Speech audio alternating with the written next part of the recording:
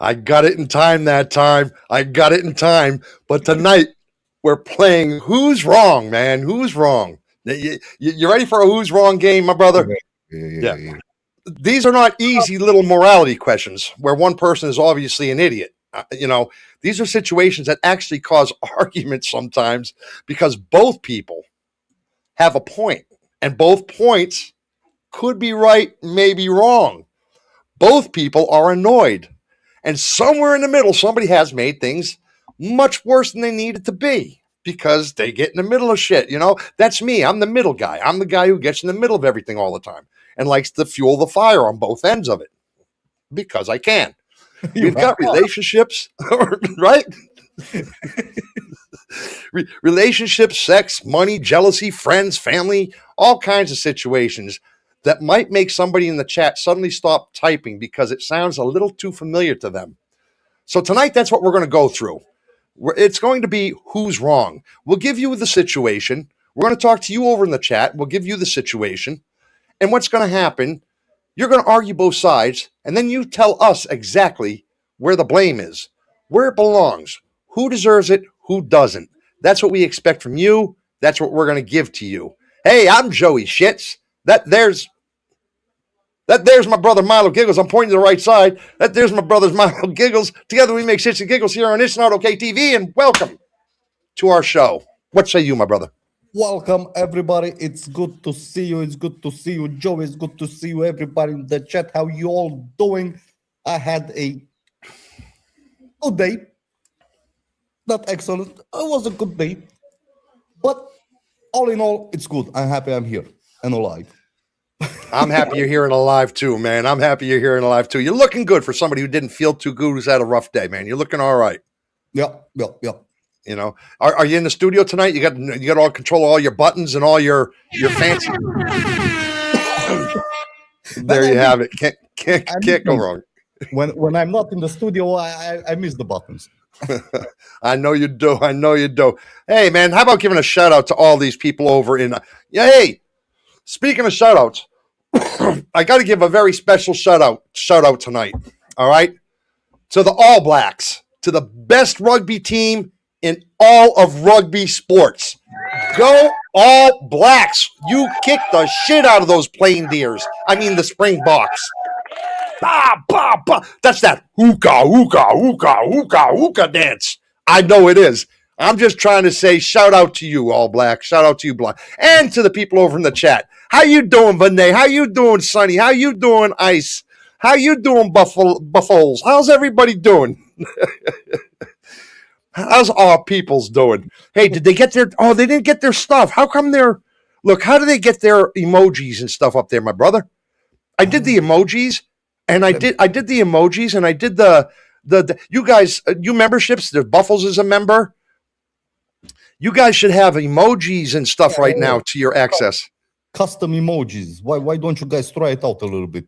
Yeah, you got custom emojis. You got. But how about that thing next to their name? They should have their own little shiggles over there. Yeah, they do have it. I don't see it, bro. Oh, you know why? I'm looking on StreamYard, not on YouTube. Yeah, on YouTube. It's very small, but it's there. You can see it. It's there. They got them, man. They got them. They even got their own little emojis and stuff. You guys go, man. Yeah, they're a little small, but that's not our fault. That's YouTube's gig. They make it like that. So I tried to make it bigger for y'all, but it couldn't be. But yeah, yep. You give that thing, that freaking colon with the name, boom, love, laugh, so forth, so on, and it'll bring it up for you. So hey, hope you enjoy them. Hope you like them. Let's get to the first one, my brother. The ex in the wedding party. A woman wants her ex-boyfriend of 6 years in her wedding party because they stayed close and genuinely consider each other family now. I understand it. My ex-wife is the godparent to my son, with my wife and my son, right? So you stay close sometimes. Her fiancé says he does not care how innocent it is. He should not have to watch her former boyfriend stand beside them on their wedding day. She says asking her to remove one of her closest friends is controlling. So the question I have for the people in the chat, who is being unreasonable? The bride for insisting her ex belongs there, or the fiance for drawing a hard boundary around the wedding party and saying he is not welcome?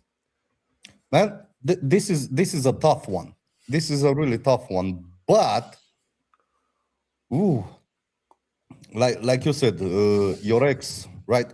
Let's say, for example, your ex-wife, right, and Yeah. your son's godmother.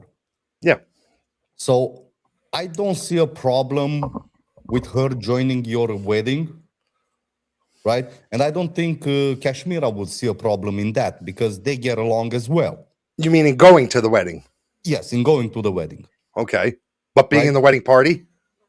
Yeah, even the wedding No, party. no, no, no. When they say a wedding party, to put it in English terms, when they say the wedding party, they mean the best man, the maid of honor, or one of those people that stand beside him. Not just the people at the party. They're talking about the maids of honors, the best, the groomsmen, that kind of thing. The ones Even that sit at so, the big long table with them. yeah, even so, I mean, she's the godmother of your son, right? So Yeah. she's close. So in situation like this, like yours, I don't see it as an issue. I don't see it as an issue. But at the same time, that's what 5% of the situations, usually 95% of the situation, that is unacceptable, in my opinion. In my opinion. But So you're saying sometimes it's okay, but sometimes it's not okay. yeah, as long as both bride and groom agree that they get along with the specific ex, I don't see a problem in it. Hey, Kashmir. Hey, Triker. I'm glad you guys could join us. Triker wishes I had emojis too. Triker, try it. Try it. Give it a little slash boom. See if you do. Maybe as a moderator you have it. I doubt it, though. I doubt it. I think it's only for the members. Only for the members. Well, Icebringer says, let's just say it's all shits and giggles until someone giggles and shits. Well, that's kind of true. And Vinay says, yeah, LOL, famous word. So, man, I'm just, I don't know what's this one. I don't blame me, Vinay. I tried to tell him to keep his undies on through it all. I have no idea what they're on about, my brother. They have some sort of secret talk going on over here, or did I miss something? Yeah, they started early with some. Let me see if I can find it. Not look. Sure. Not sure how much I can be around because I'm at a family function. But man, they're hillbillies. You don't have to worry about it. Feed them a beer. They're okay. Give them a beer. They're good. I promise you. Triker, I'm sorry, kid.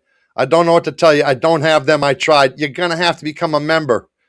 Triker, we'll try to work something out for you, but you know,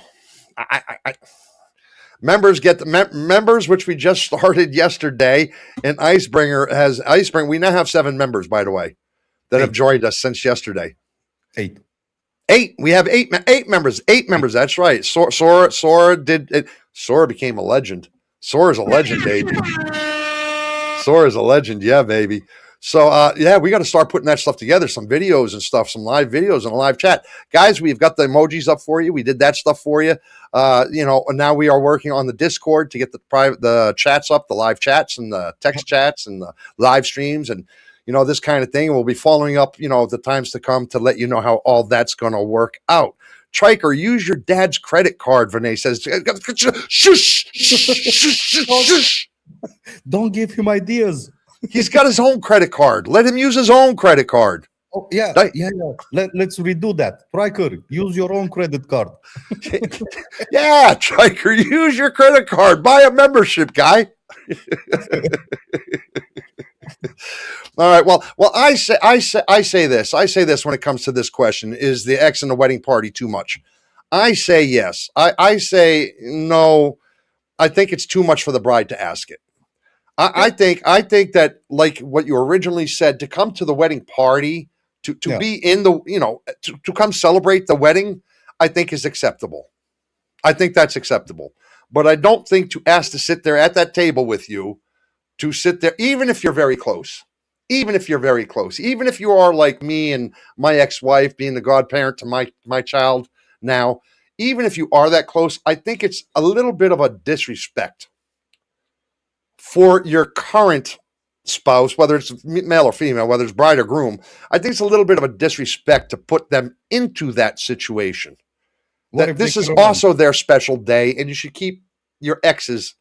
They can celebrate with you, but keep them in the distance. Like some of our people, keep them in the shadows. Yeah. Okay. You know that's my opinion. That's my opinion on it, man. What do you say? You give us another one. Man, listen to this one. Yeah. How about the secret savings account? Now, My father did that. My father did that. so you have first-hand experience with it. Yeah, I absolutely do. Okay, so let's say a husband discovers his wife has quietly saved 18K, right? In an account he never knew existed. She says she loves him, she has no plans to leave, but believes every person should have enough money to survive independently if life suddenly falls apart. He says the money itself is not the problem, hiding it for years is the problem. Now, the question is she protecting herself responsibly or does secretly preparing for the end of a marriage underline the marriage itself? Man, now we're not talking about she's preparing for the end of the marriage. We're just talking she has a secret bank account that she doesn't tell her husband Yes, for rainy days. Who knows? for Whatever rainy happens days, for the family, not in case of separation or something like that. or for the end of the marriage, for whatever she wants, for whatever she feels is necessary. It's her money. She put that money aside. Man, I think that it's okay to do that. In fact, more than that, I think that in a responsible, good relationship, I think that, I'll put it in my father's terms. You'll hear my father quite often tonight because my father and I have talked about some of these things. And I know about my father's bank accounts growing up and how he had them away from my mother. And I used to give him a hard time about it. And he used to put it like this. He said, son, whatever money passes through your hands, it doesn't matter if it's $1, it doesn't matter if it's $1,000. Yeah. Take 10% of that money and put it into the bank. Yes. Doesn't matter if you're putting $1 in or you're putting $1,000 in.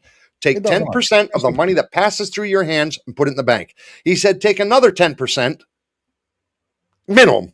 He actually said 15 to 20, but he said 10% minimum. Yeah. Take that and put that into money in an account for you. That's your mad money.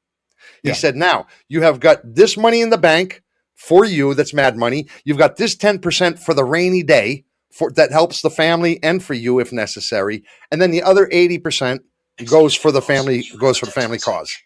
This was my father's belief. And I tend to agree that it's a good belief. And I would even say that not just the 10%, you might want to go to 20%, put it aside over here for the rainy day. Not even just 10. If you can. If you If you can, can. put 20, put 20. If you cannot, minimum A 10. minimum of 10. It doesn't matter. And when I would tell him, well, who can afford 10%? It's 10% here, 10% there. That's 20% of your money gone. He said, man, who can afford not to do it? That was his answer. He said, how can you afford not to? I said, but Dad, there's always something there. He said, and there'll always be something there from the day to the day you die. And even the day you die, somebody's going to have to pick up an expense for you.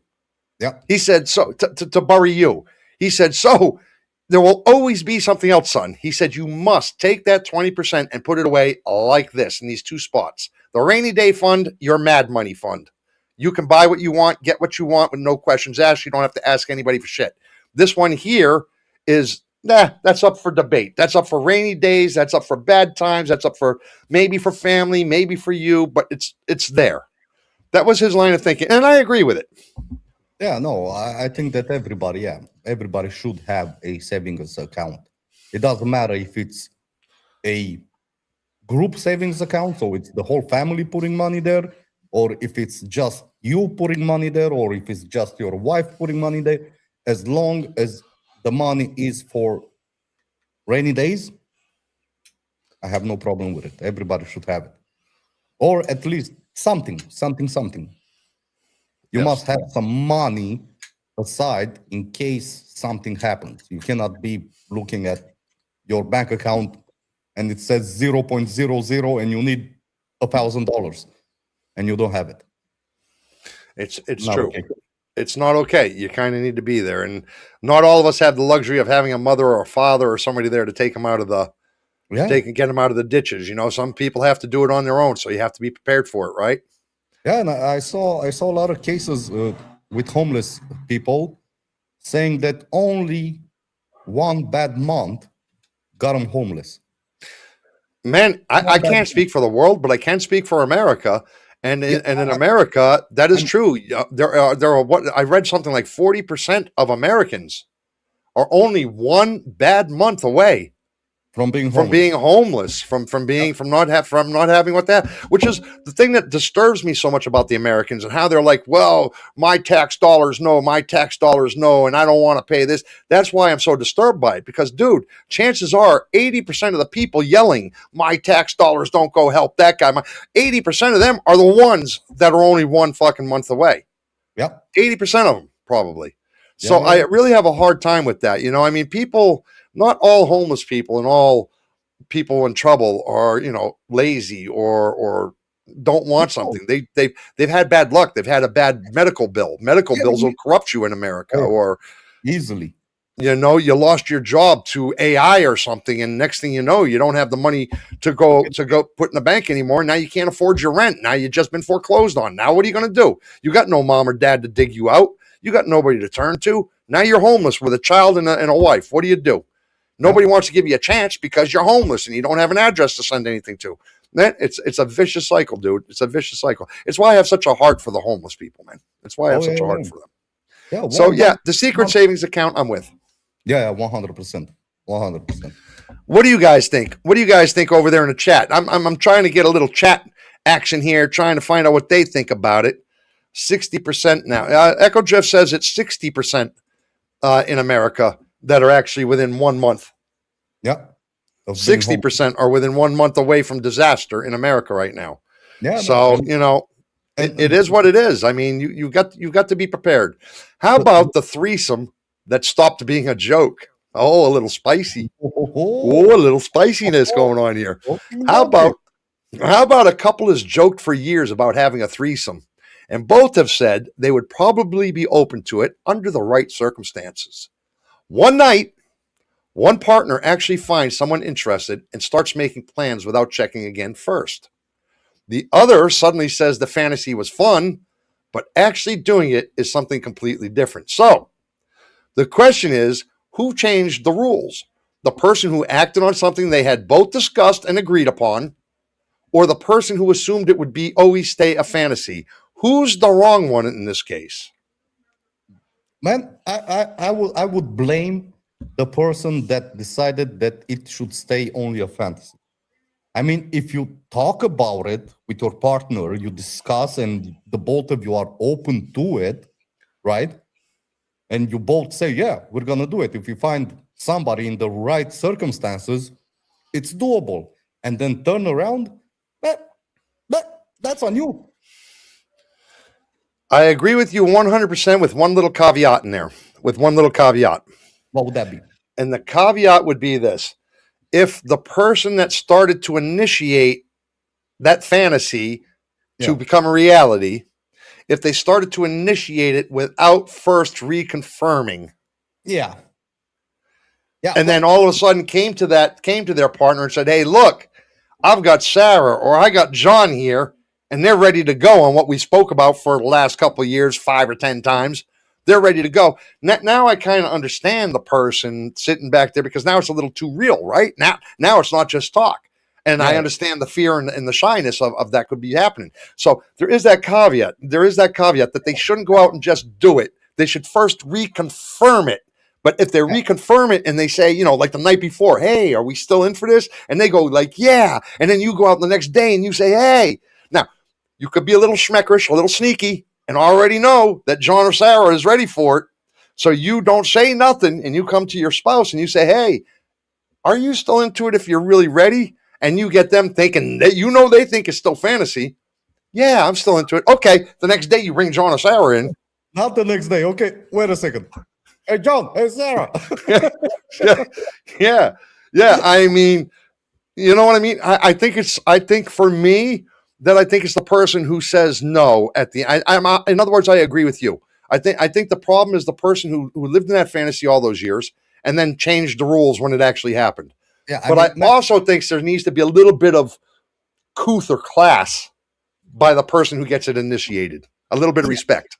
yes, but there is something here, like you said, if you discuss the same scenario a couple of times a year, right? Yeah. You basically have the confirmation. But at the same time, after you talk with Jan or Sarah, you're supposed to call home and say, look, we talked about that. I found Sarah. What do you say? You know? Man, I laugh because I understand it a little bit. You know, I was kind of in a situation like that where we talked about shit for a long time, and then it was like, bam, all of a sudden it was there in my face, you know? It had nothing to do with another girl. It had nothing to do with a wife or a girl. It had to do with me talking to another girl who was on one of my crew.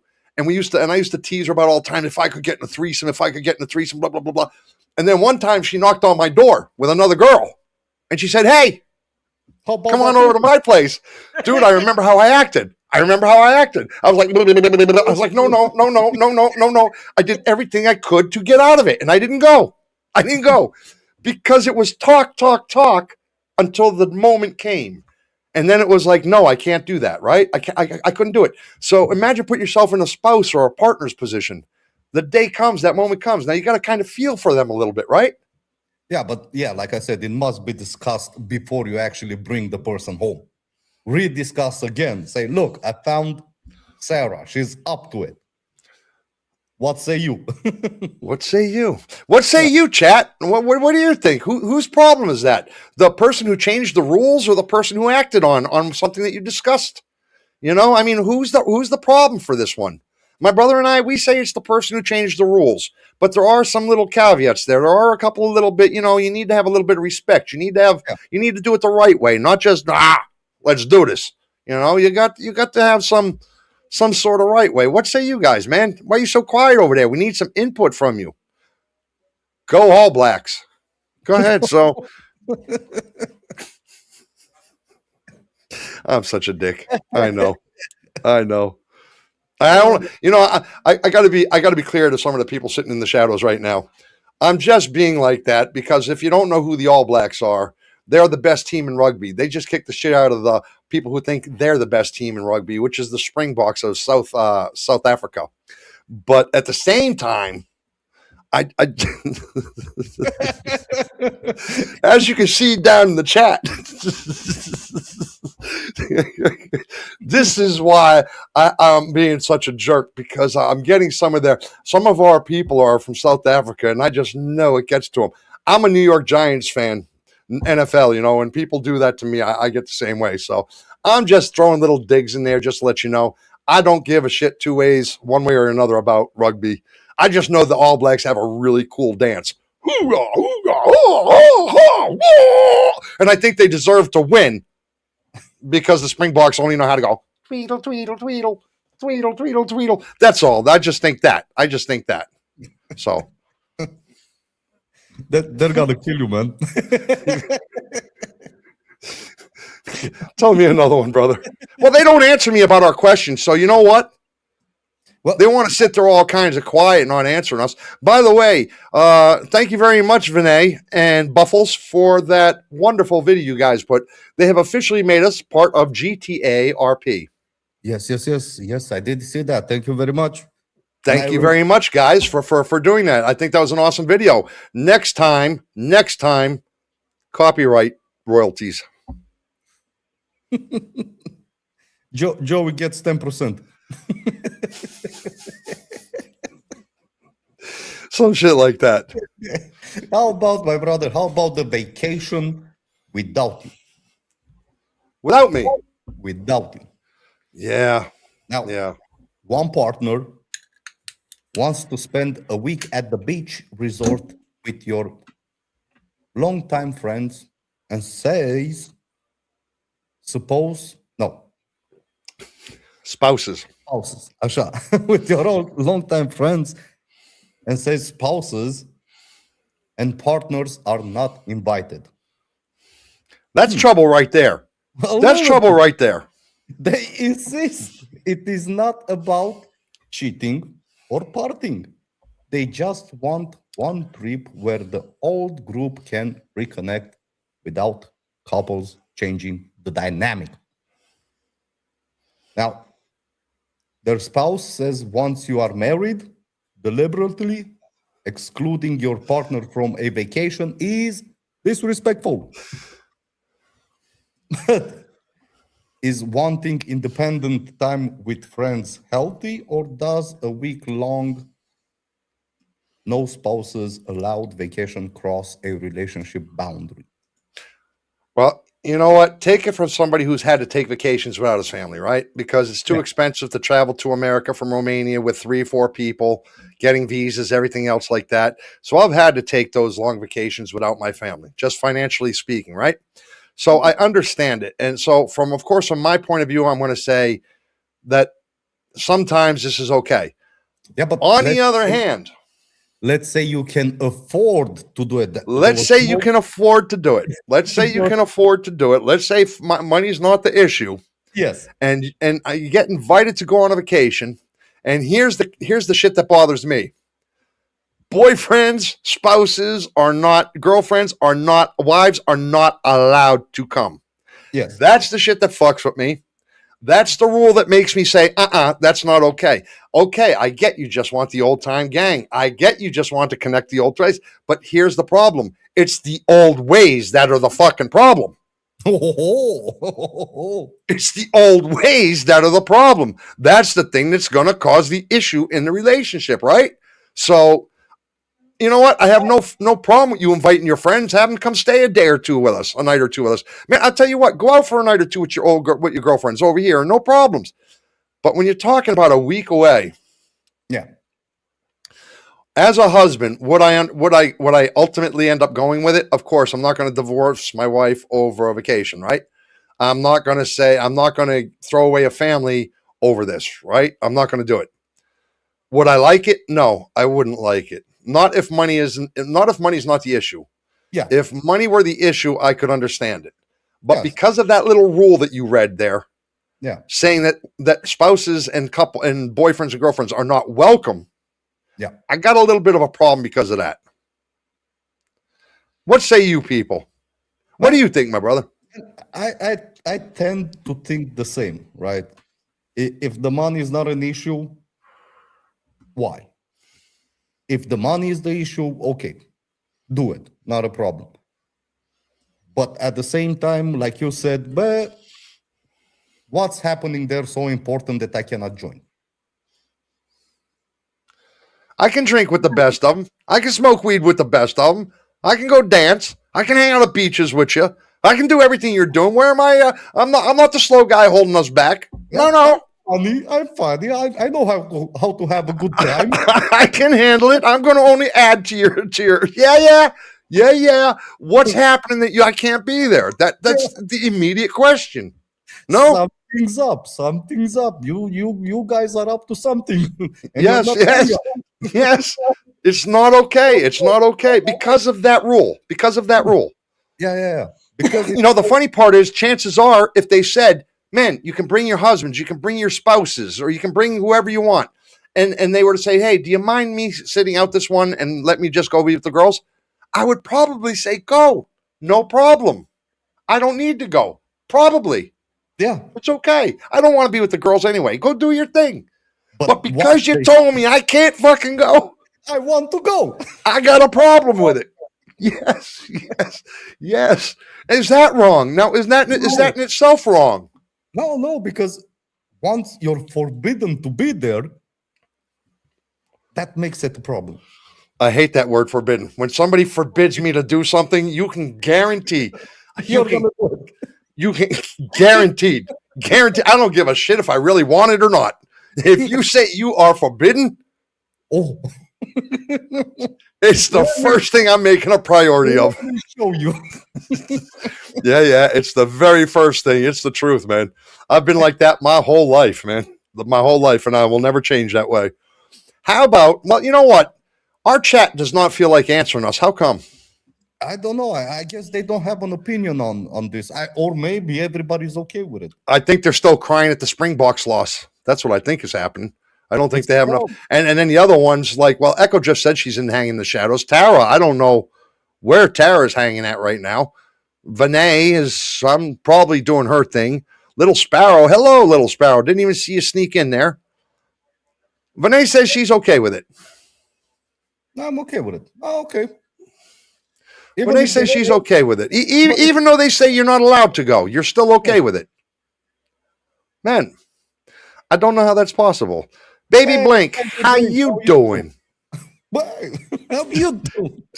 Did we just do that together? Welcome, Baby Blink.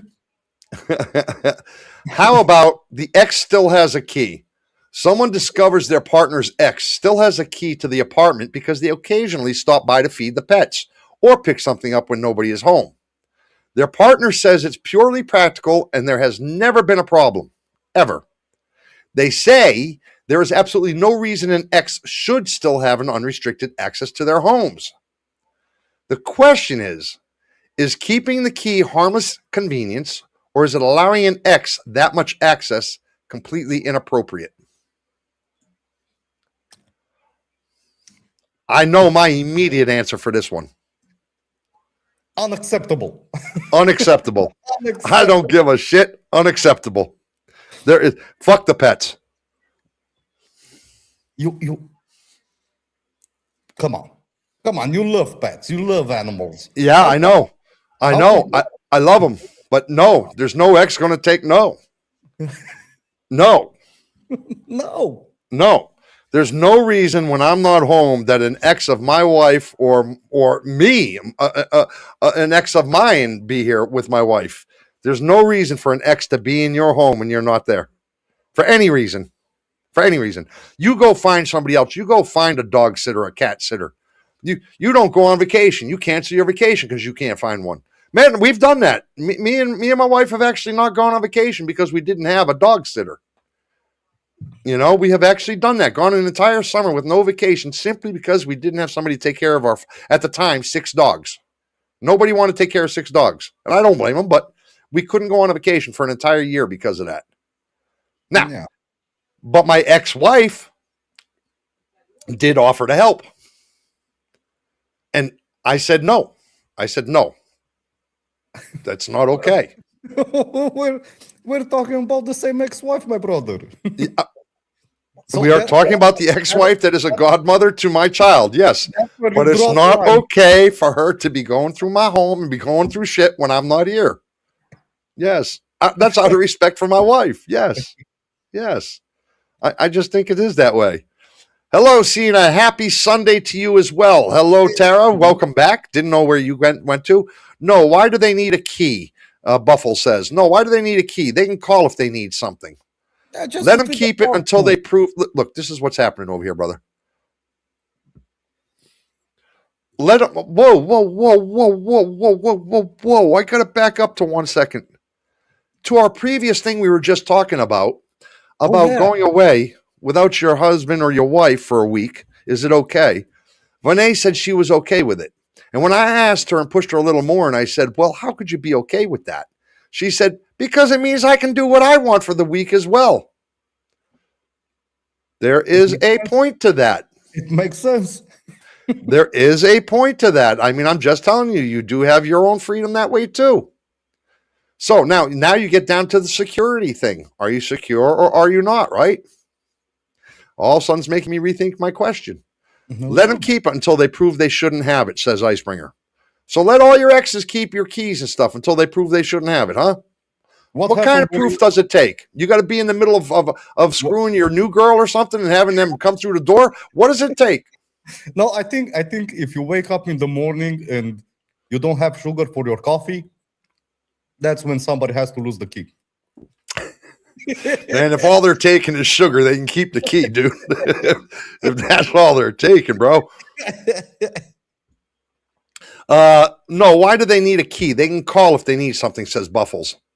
Oh, just take care of the dogs while you're away, man. Nothing else. Maybe water your plants while you're away. Maybe to check if you left the gas going and you went in vacation. Stuff like that. Maybe if there's something happening while you're gone, somebody's there to open the door. And that's where you leave a key hidden. That's where you leave a key hidden somewhere. You don't give it to your ex. You leave it hidden somewhere in your yard, someplace, so you can make a phone call and say, hey, there's a problem. Can you go over? I left the key at so-and-so. Or give the key to anybody else except your ex. Anybody else but your ex, yeah. Yeah, some shit like that. Something like that. Little Sparrow says, unless there's a valid reason, I wouldn't like it, but I'd bring it to discussion when I saw that something is going on. But a little bit late when you see something's going on, Little Sparrow. Yeah, the key is with you. Nobody has the key. Renee wants to know to Icebringer, and what if they don't bring it back, guy? What if they don't bring it back? What if they make a copy? What if they make a copy of it, which is something I would do. Yeah. I'm the kind of guy who would make a copy and just give you back the regular key and just sit back on the copy. Never use it probably, but have it. But have it just in case, or they're gonna steal your sugar every night. And yeah. Every morning you wake up and you have no sugar for the coffee. How are you gonna live your rest of your life? You really got a problem with the sugar, don't you, bro? You're really hung up on the sugar, aren't you? And you don't even really use sugar. You use honey. In my case, my suggestion has severe separation anxiety. My suggestions have severe fucking hillbilly writing. Doggos are comfy and with please read that, bro. In my case, my suggestion has several separation anxiety. Dogs are comfy with X, and I know should comfort them and take care of them. So, thank you. Basically, the dogs are not going to be stressed when somebody new walks inside the home. They're going to be pet. They're going to be fed. Yeah, but Ice says he'll give his key out to just about anybody. And even this, he has a friend named Brandon. He would give it to his friend Brandon. I'm sure of it, 100%. He gives his car to anybody. Yeah, he does. He does. He does. He does. His friend Brandon is somebody he really trusts, and I'm a little jealous that he trusts Brandon more than us. Ice, we're gonna give you our address. Send us a key. Yeah, we need to have a key from your home. Yeah. I want a key immediate, or else you can call this friendship over. Yeah, we need to have a key and the document on your car. Give me the next one, brother. We got to get to two more, and then we do our message madness for tonight. Oh, message madness. We got message madness tonight, man, but we got to get through two more of these. How about the birthday dinner bill? Oh, you're going to have something to say on this one. Oh, yeah. I have a lot to say about this one. 10 people go out for a birthday dinner. Most order meals around $25, but one guest orders an expensive steak, appetizers, dessert, and several cocktails. When the check arrives, that person suggests splitting everything evenly because that's what groups do, right? Now, is splitting the bill equally part of going out as a group, or should everybody pay for what they actually consumed? Man, my opinion is like this on this, all right? When it comes to the birthday dinner. Yeah.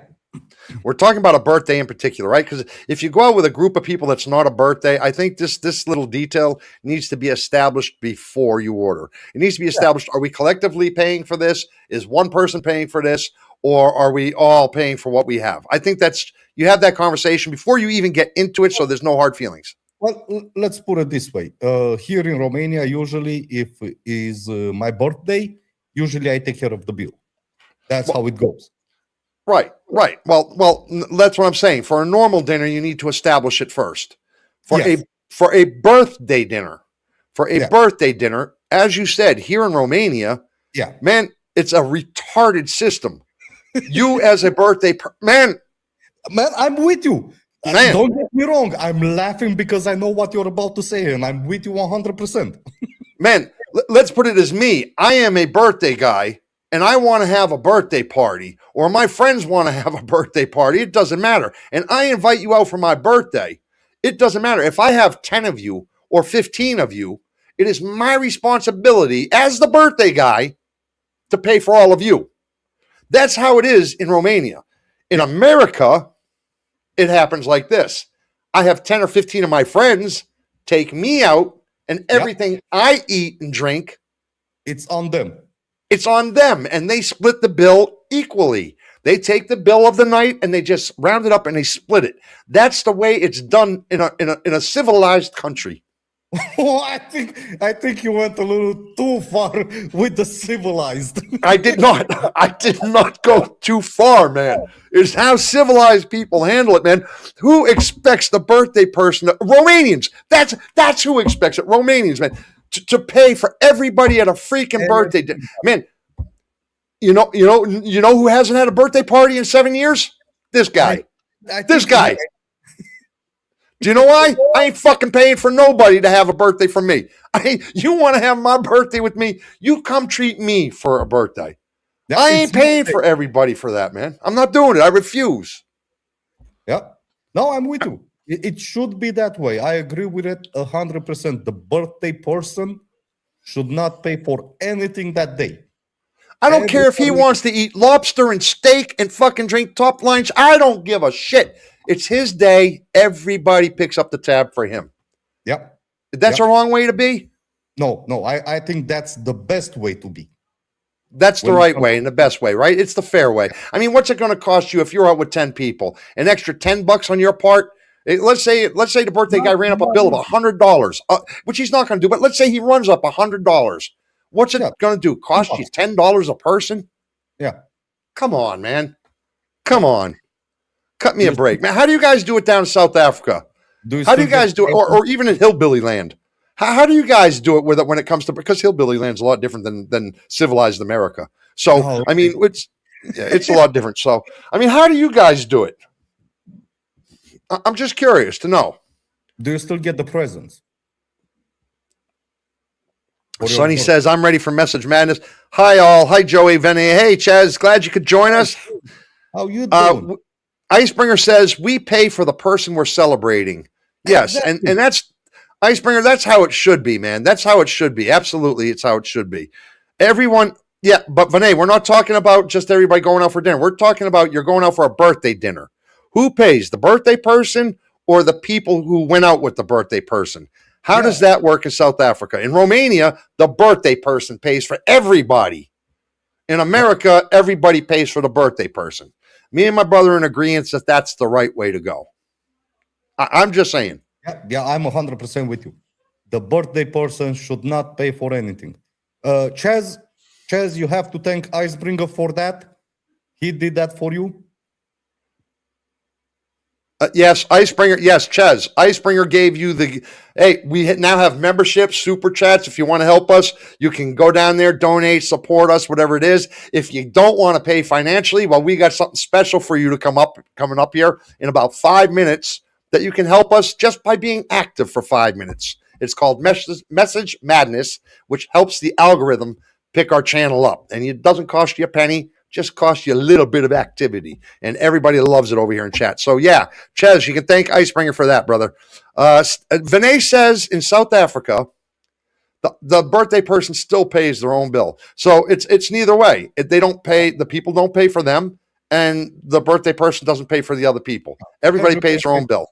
Well, sounds good enough. Sounds decent. Everybody buys whatever they want to eat, whatever their budget is. Man, I think I still don't agree with it. I still think that for a birthday, everybody should pick up I think it's class. I think it's right. Yeah. I think it's class. I think they should pick up the birthday person's bill. That's my thing. Man, how about the attractive coworker, my brother? A married man has lunch alone with the same female coworker several times a week. His wife has met her, absolutely knows there's nothing romantic happening between them. She knows it. She understands it, but admits that the friendship makes her uncomfortable. He says ending an innocent friendship just because his wife feels jealous would be to reward insecurity. So the question I have is, should your partners discomfort be enough reason to change a harmless friendship, or should trust override jealousy? I know my answer to this one. Well, yeah, I think you're supposed to lose your co-worker. You should stop having lunches with her in this scenario.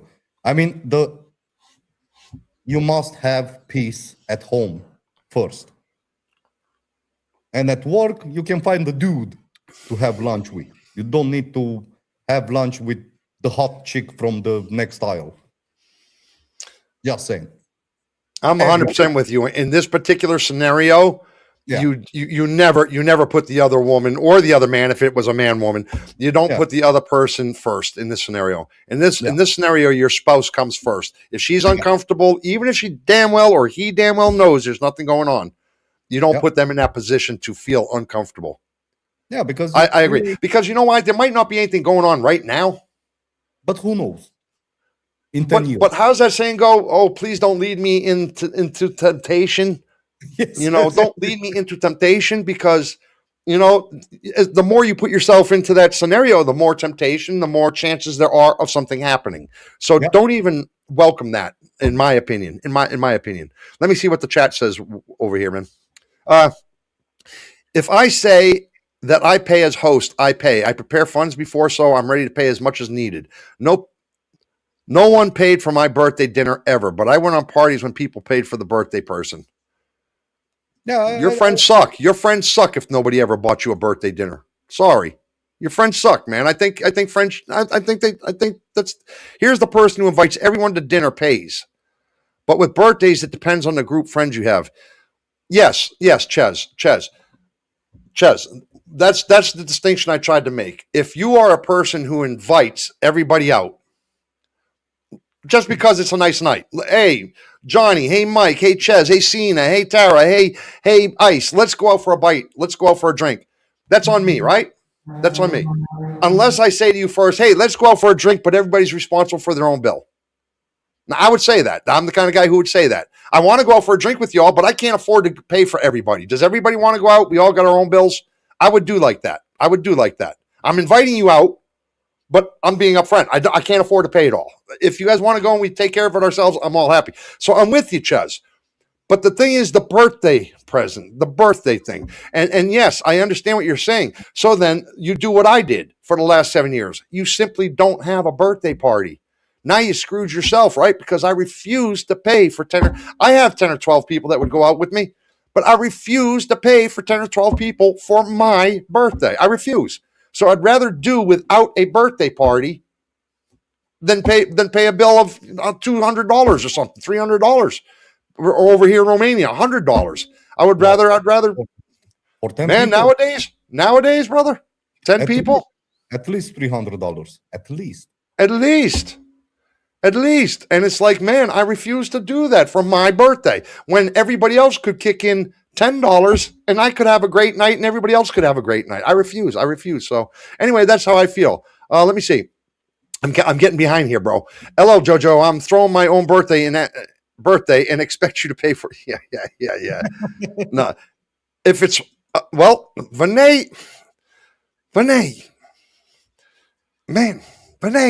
if it's work related, it shouldn't be an issue. Let me tell you something. Do you know the statistics on where most relations and most cheating happens? Work. Work. It's work. Work has the highest percentage of affairs at work, man. Yeah, no. That's Don't put yourself every day, right? Yeah. That's what you see another person every day for you get to right, and then you talk to her, and then they hear your weaknesses and your sorrows, and you get the guy making the play on you and being all suave and all that. No, and he's all no. Cena says I always pay for the birthday person. So, man. Cena, my birthday is next week. Buffalo says, if you know there's nothing romantic going on, then there shouldn't be an issue. I disagree. We obviously disagree. So, you shouldn't do it, man. Hey, look, if your spouse, there's something, let me back up a little. The point was Your spouse knows that there's nothing going on, but it made them feel uncomfortable. Yeah. That's the little bit you're missing. If your spouse knows there's nothing going on and they don't feel uncomfortable and they're quite okay with it, then have at it. Have at it. There's no problem. There's no problem. Where I have a problem is it's making your spouse uncomfortable. That's where I have a problem. That's where I say if it's making your spouse uncomfortable, then you shouldn't do it. You shouldn't do it. You shouldn't put somebody else above that. You just shouldn't do it. That's where I'm saying is the problem. If they don't have a problem and they're quite okay with it, have at it. It's not a big deal. It's work related. I agree, but let me see. So Ches says, I don't mind paying if I'm the birthday boy, but I never allow a birthday girl or boy to pay. I always pull the pals aside to agree that we're paying for everything the birthday person has. Ches, you're my kind of guy. So that's the way to go. That's the way to go. That's the way that we see it as well. My brother, do you want to do one more or do you want to do Message Madness now or one more? Let me check the clock. Do one more. Do one more. That brings us to the halfway part. The halfway. How about the bedroom review, my brother? let's say after sex, one partner jokingly gives the experience a 6 out of 10. Oh, blow to the ego. I mean, props to the partner for even going there. Damage. The emotional damage is right. Is right. Now, they say couples should be able to talk openly about what works and what does not. Agreed. Pretending everything is amazing, right? I agree with that, but you shouldn't give a 6. There's a big difference between a 6 and a 7. I can live with a 7. I can't live with a 6. Man, as long as it's above 7 or 8, yeah, you can talk about it. If we can talk about it. Just shoot. Yeah. The other partner says 3 is a massive difference between constructive communication and getting a performance review while still naked. And there is a massive difference. There is. Now, put all that together and answer this question. Okay. Is honesty useful in the bedroom, or are there some situations where honesty needs a damn filter? Oh no, there's some cases honesty just the filter. It has no place there. It has no place there. You just need to lie your ass. In fact, I'd like to consider myself a pretty honest person, but I would lie my ass off in one of these situations. Oh no, my toes curled. Let's talk about it tomorrow, and hope tomorrow never comes. Yeah. No. I think that's a little bit. No, you should never give a 6 out of 10, no matter the situation. No matter the situation. But have you ever found yourself in one of those positions where you had these? I understand this because I've been in this position several times in my life where these kind of conversations have come up. Yeah. I won't say the 6 of 10, but I will say the kind of conversations while you're laying naked next to each other. And you start talking about like, well, how is that? Or you start talking, you start pushing. I mean, it happens to us all, right? And sometimes we shouldn't be asking those questions. Yes. So whose fault is it? The person for pushing for those answers, or the person for being honest? Man, if you're asking, you kind of deserve it. Right. Deserve it if you're asking, right? But at the same time, right? And if they gave you an 8 or a 9, you're going to probably say they're lying anyway, right? Because you damn well know how it was. I mean, let's face it, you know how it was yourself, right? 9 out of 10 times, you know how it was. Yeah, so if they give you an 8 or 9, you know they're lying. You know they're lying. Yeah, you know it was a mess up. You know you shouldn't get yourself into that situation in the beginning, but you still have to do it. So you deserve it in a way. Well. Icebringer says 6 out of 10 is better than scores I've had before, so it wins. Oh, Jesus. Jesus, Icebringer, man. Jesus. Vanani's a little more explaining on the ratings.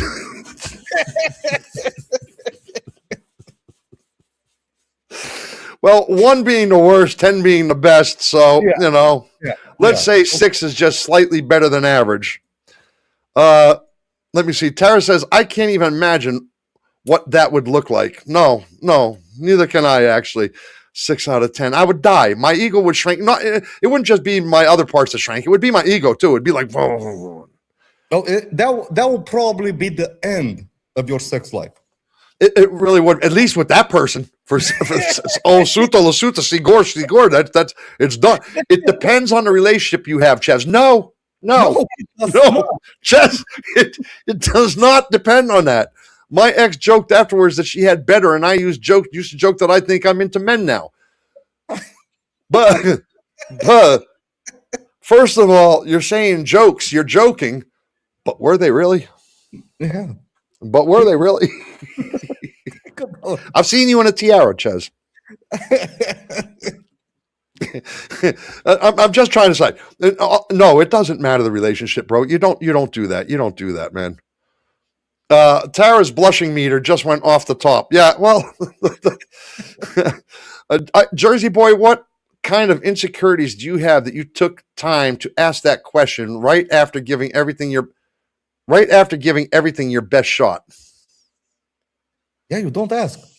You don't ask that question. That's the point, Ice. You don't ask the question.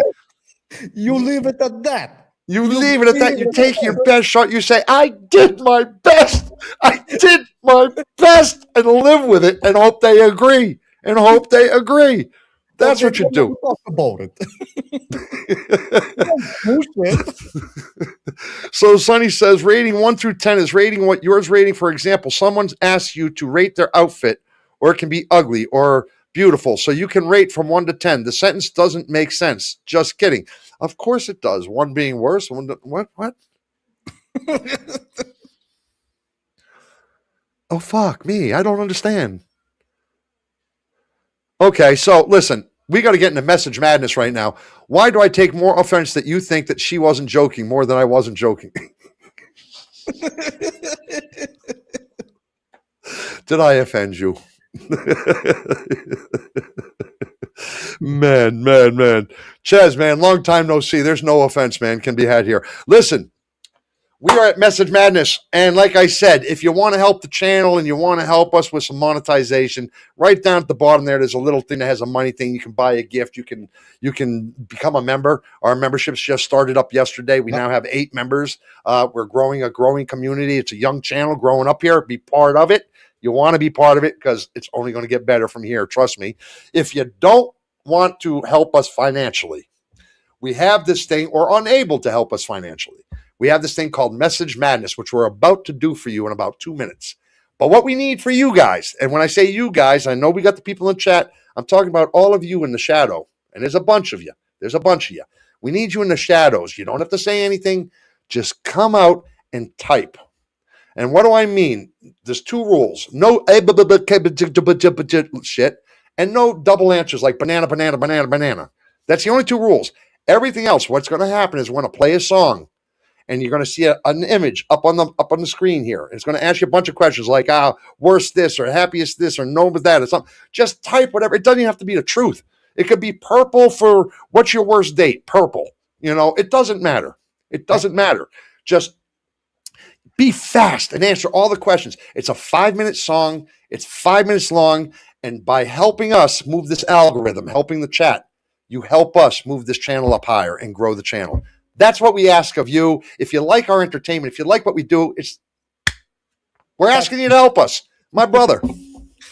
Everybody. And by the way, me and Milo get into it, and we get involved as well. Oh, yeah. We do the same thing as you. So it's no talking. It's just 5 minutes of music and nonstop typing. So, and by the way, I also need to tell the people over in chat, we missed it. Our high so far is 417 messages. We missed, or 412, excuse me. We missed it. We were 402 last week. Yep. We were 402, a little disappointing. We need to get a little more in that 5 minutes, guys. We need to be a little faster, okay? So we got 5 minutes to do it. Fingers are ready. Are you ready, my brother? Oh, yes, I am. Let the Message Madness begin. 4, 3, 2, 1. Go. What happened? I lost my. Oh no, I found it.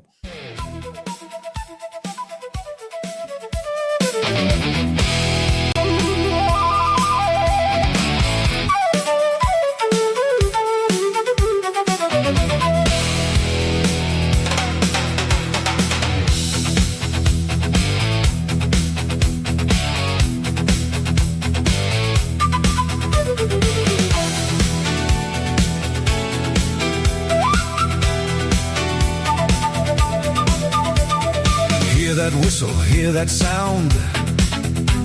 Message madness coming round. Read the question, make it quick. Type your answer, make it stick.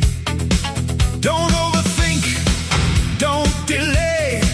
First thing hitting you, just say. Keep it moving, hit that send. Another question comes again. Round one.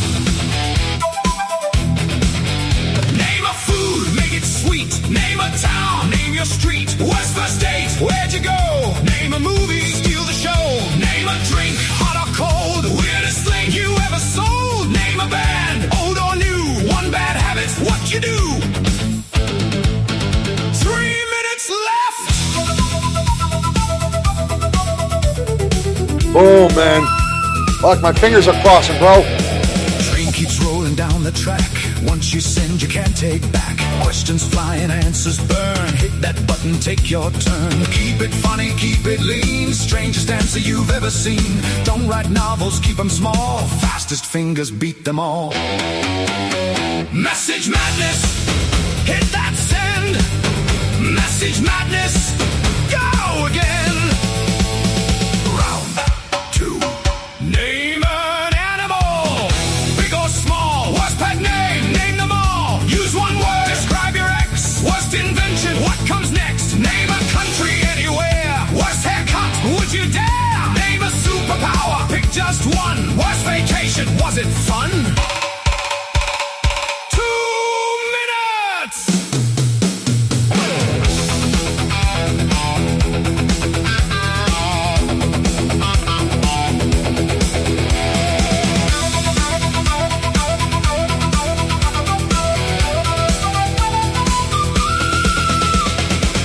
That engine starts to shake. No more time for coffee breaks. Flute is screaming, drums attack. There ain't no slowing madness back. Hands are flying, answers roll. Message madness takes control. Question coming, don't prepare. First damn answer, throw it there. Something I overthink, something I overthink, something I overthink. What do I fucking think? Everything. Fuck it. Name a car, fast or slow. Worst TV show, let it go. Name a snack, sweet or fried. Strangest fear, don't you hide. Name a song, any tune. Worst place ever for honeymoon. Name a job you would hate. Weirdest food upon your plate. Message madness, hit that send. Message madness, go again. Type it quick and type it right. Keep that chat alive tonight. 1 minute.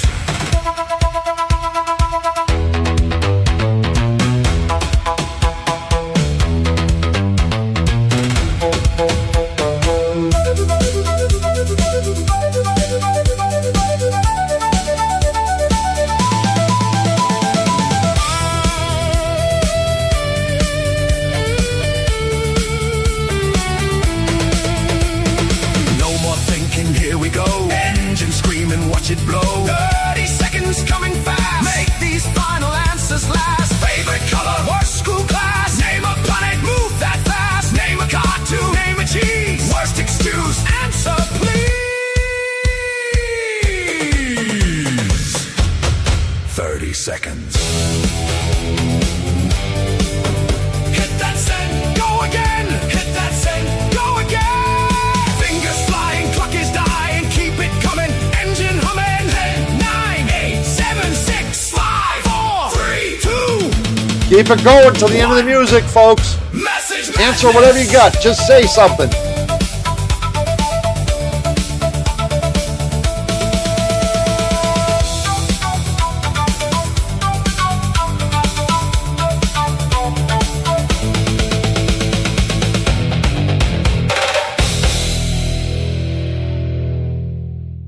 Got the, my brother.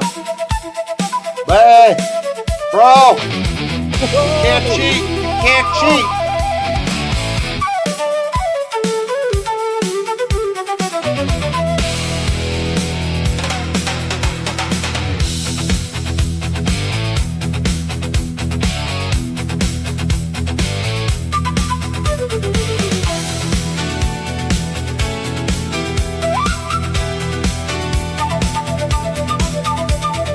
Hear that whistle, hear that sound. We cannot cheat. We cannot cheat. I had to stop it. We cannot. No, we cannot cheat. Vinay and Buffles, stop it. You can't just put those Fs like that. Then we get hit from YouTube for spam. You can't do that. Naughty people, you. Trying to boost up our numbers. Why would you stop it, Negru? Look at you. Look at Negru's still going. Negru's still going. Bama. All right, so listen. That one I think is going to go over. I think that one's going to go over due to F 1111111, and because my brother Milo will not freaking stop typing. So listen, you guys did fantastic. Thank you. I wish we had a few. Did we have any people come out of the shadows for that one? We didn't, did we? Let's check a little bit. Let's see. Yeah, I'm swinging back here. No, nobody came out of the shadows, man. No. Robbie did. Robbie, yeah. Robbie came out. Thank you, Robbie, for coming out of the shadows and helping us with that. I mean, if you like our content, you like what we do, you don't want to help financially, I think it's kind of the way that you could kind of do to help us grow this channel. No? Yep. Yeah, Kind of what I feel. It doesn't take anything, but is what it is. It's because of you people we like doing it. So, how about the lottery promise, my brother? Oh, interesting. As you guys know, next week I will let you know, or not next.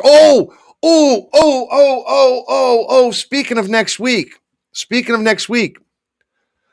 Listen, guys, for the in case you've noticed that I haven't updated the trivia yet, because I've decided it's way too much just to do every time. So I'm doing it on Mondays, and it's taking care of the 2 times in the week, the Sundays and the Thursdays. And I'm updating it on Monday, and it'll stay like that for the week.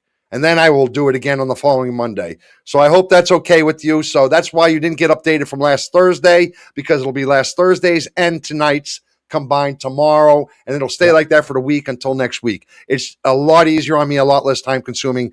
But speaking of next week, Tuesday night, our open mic night, is our 1-year anniversary here on Schitz and Giggles.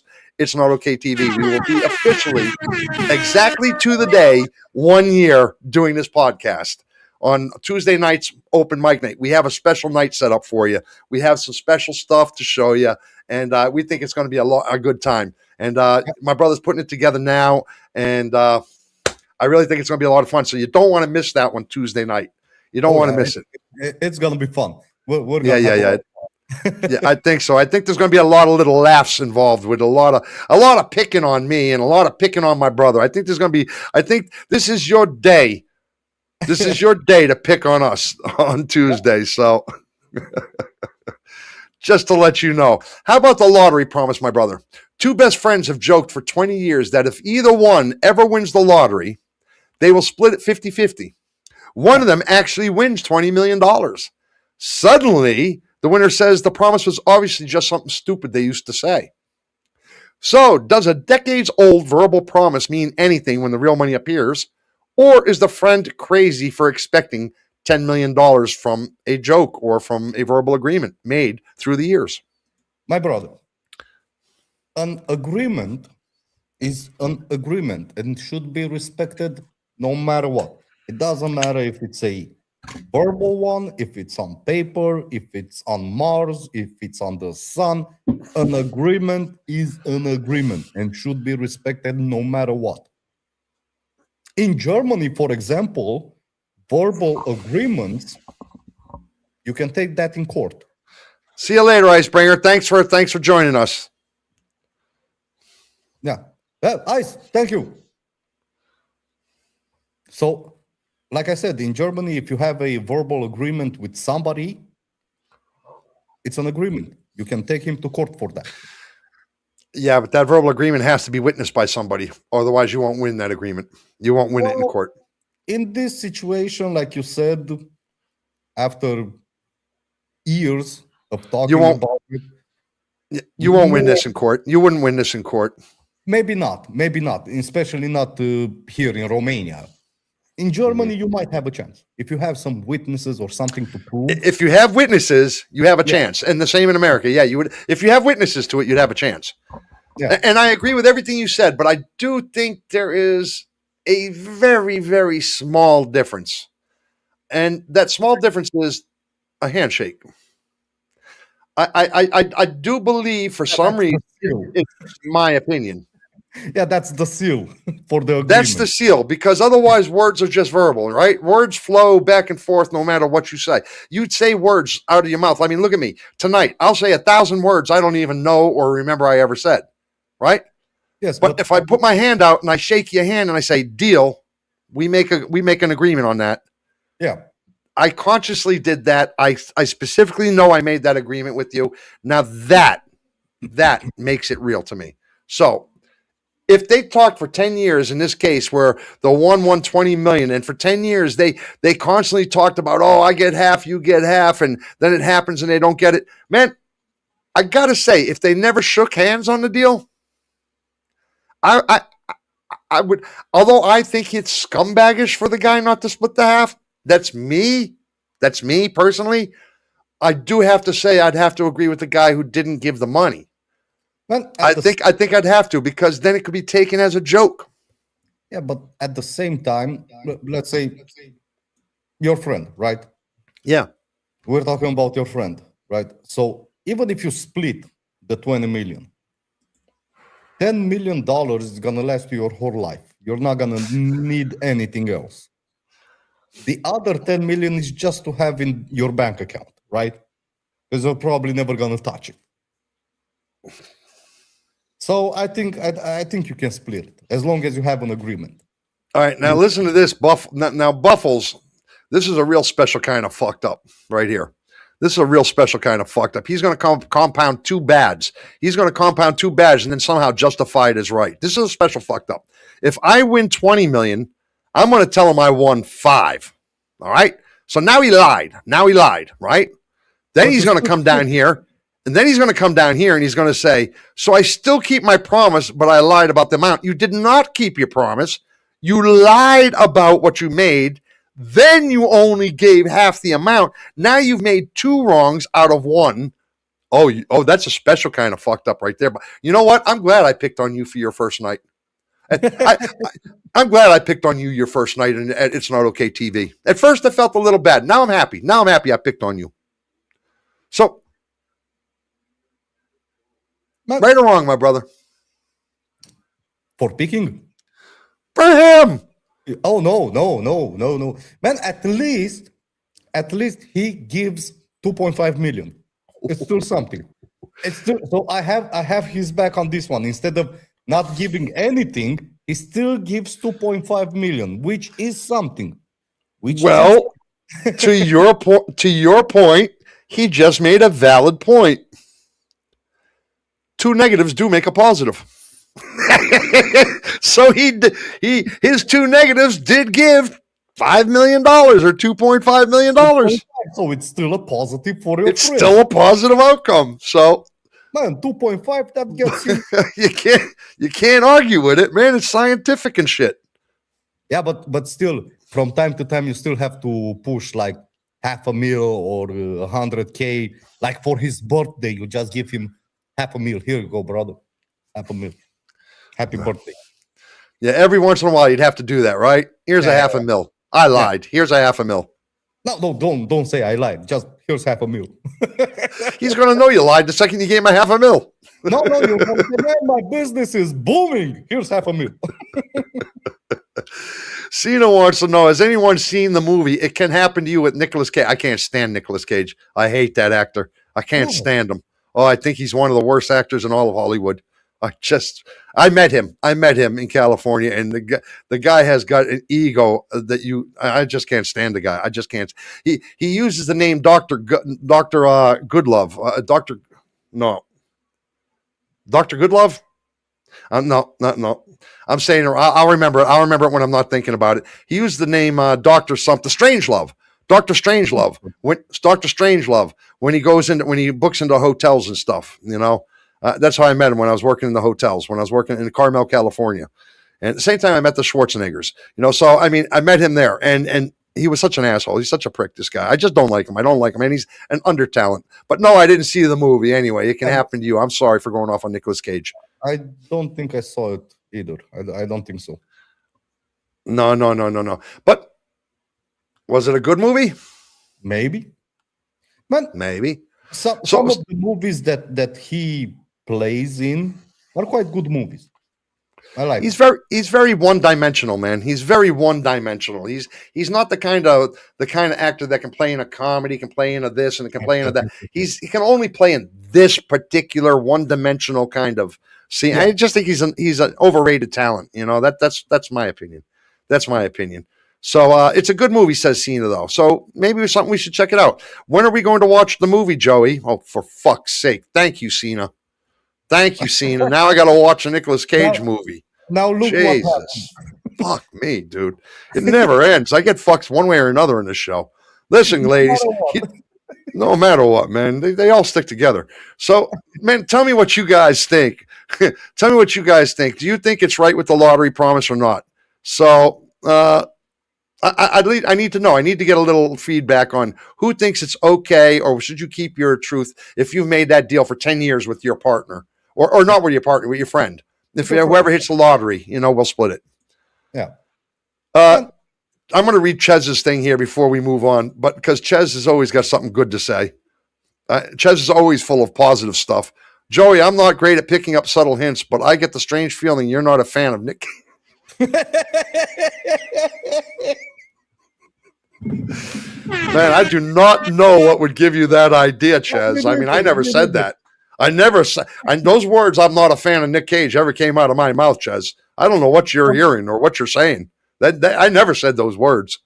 Man, how about the next one, brother? We got to get through a couple of these we got a couple more of these before we get to our trivia. Yes. How about the forgotten anniversary, my brother? Let's say a husband forgets the couple's anniversary completely. His wife realizes first thing in the morning that he has forgotten, but deliberately says nothing because she wants to see whether he remembers on his own. At midnight, she tells him she waited all day and is furious. Furious. Who behaved worse in this scenario? The person who forgot the anniversary, or the person who knowingly let the mistake continue all day as a test? The person who let the mistake go past all day without saying nothing. And I'll tell you why. And I'm going to tell you why, because this actually just happened to me this year. This year, it was my anniversary is June 14th. And it was June 16th or 17th. I'm not 100% sure of the date, but it was 2 or 3 days later. I got a message from my mother, happy anniversary. And I said, oh, shit. It was in the morning sitting at the breakfast table. I said, oh, shit, happy anniversary? I forgot it's my anniversary. And she said, yes, happy anniversary. I said, oh, cool. And I said, and after I got done with her, I sat there at the table and I was like, but wait a minute. My anniversary is the 14th. This is the 16th. I said, I missed my anniversary, and my wife didn't say anything to me about it. I thought I was fucked, man. You have no idea. I literally tiptoed down the hall, and she was still sleeping because this was like 8 or 9 o'clock in the morning that this happened. And I so quietly, like Santa Claus would do on Christmas Eve, I just clicked the door open and looked in with one eye to see if she was there. And she was awake. And she was sitting on her bed like this. She was on her phone or some shit, and she was sitting there, and she looked at me. She goes, "Hello," and I said, "Hello." I said, "Listen." She goes, "Yeah." She goes, happy anniversary. I said, well, thank you. Happy anniversary to you too. I said, what is today? She said, 2 days after our anniversary. That's all that happened. I said, bah. I said, we missed our anniversary. She said, yes. We both missed our anniversary, both of us. And the reason she knew what I was doing is because my mother sent her a message too, saying happy anniversary. So she just read the same thing that I read. And we both forgot our anniversary. So I do think it's the person that, look, hey, for any of you people thinking that's wrong and screwed up, I don't need an anniversary to show how much I'm in love with my wife. Every day is a blessing. Every day is love filled for me. Every day my wife is just so happy that I'm part of her life. You must believe in that.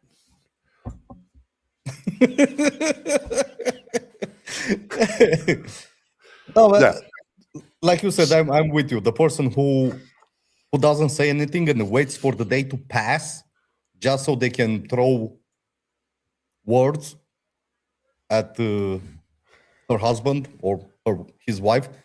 I think they're in the bad on this one. Even though somebody forgot, you don't know what's going on in their life, in their head that day. So instead of waiting, might as well go and say, hey, happy anniversary. And they'll remember. That's true. Hey, Ches, there's always hope, my brother. There's always hope, It's a two-way street, says Buffles. It's a two-way street. They both effed up. Yeah, we both did in this particular case. So, Ches, thanks God he didn't forget my birthday this year.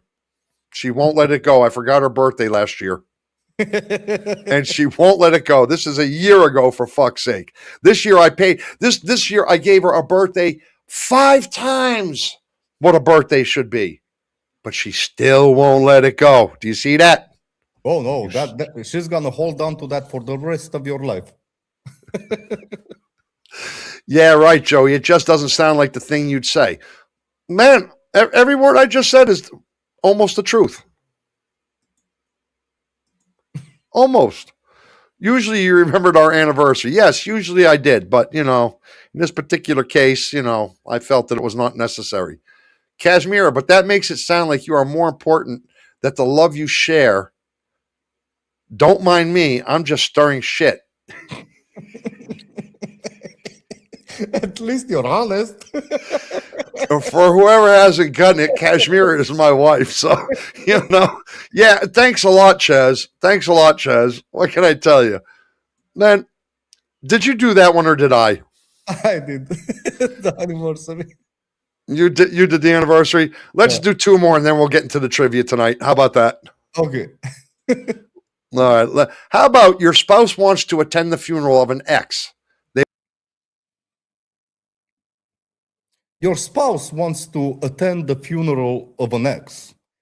They once deeply loved. You understand why they are. Yeah, I gotta tell you guys, something happened to Joey. I don't know what. He just disappeared. So I'm gonna take over. Like I said, you understand why they are great. Hey, welcome back. I have no. It just shut off on me, bro. I just took over a little bit. Go for it, because I don't know what happened. It literally, the whole thing just shut down on me. And right in the middle of me talking, I was just like, bah! Yeah, exactly.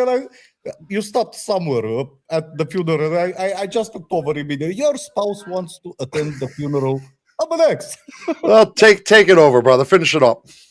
They once deeply loved. You understand why they are grieving. But admit that watching them mourn someone they once planned a future with makes you a little bit uncomfortable. They say grief is not cheating, and you do not get to decide who they are allowed to mourn. Are we allowed to take away memberships? I'm not sure. I want to say yes, but I'm not sure. Do you see what this guy's writing over here? Yeah. Yeah, I see. It's not even a LUV like a shortcut shit. It's like I No, love you no. with heart. Yeah, he's hitting on Kashmira. It kind of sounds like it. Kind of sounds like it. And Kashmira is not looking away. No. Kashmir's over there going like, Kashmira. I'm sorry, brother. Go ahead. Asha, should the current partner's feelings matter here, or does grief overrank relationship discomfort? What say you? I think in this particular case, she has the right to go see him, and there should not be an issue. Yep. 100%. There should not be an. Why? Because they're not going to hook up anymore. There's the word for that. It's called necrophilia. Yeah, I was just about to say, unless there's some sort of necrophilia going on, but I'm going to assume that this is not happening. Yes. I'm going to assume that my partner is not into this, because what does that say about my performances then? Just trying to say. So I'm going to assume that's not the case, right? And accept everything. It's a-okay. There you go. So yeah, I'm saying it's not a problem, man. It's not a problem at all. This is one of those. It's not a problem. Yeah, I'm with you 100%. Yeah, and you know what? Let me. Yeah, and that's why I specifically said love ya, not you. Oh yeah. That extra letter made all the fucking difference, bro. Yeah, that's gonna change anything. You left a vowel out. That makes the difference. Oh, silly me. That could have been a typo. Easily. Jesus H, Mary and Joseph. And Vinay, look at this troublemaker. Go, Chaz, go! Go, Chaz, go! Go! Give me a C, give me an H, give me an E, give me a Z. What does it spell? Chazzy! Yeah. Look at him. Look, no toes for you. Period. You just blew your toeage. That's it. So, it is what it is. It is what it is. Don't mock my mother. Sonny, I'm going to mock the shit out of your mother. But, Vinay. Welcome back, Vinay. Welcome back, Vinay.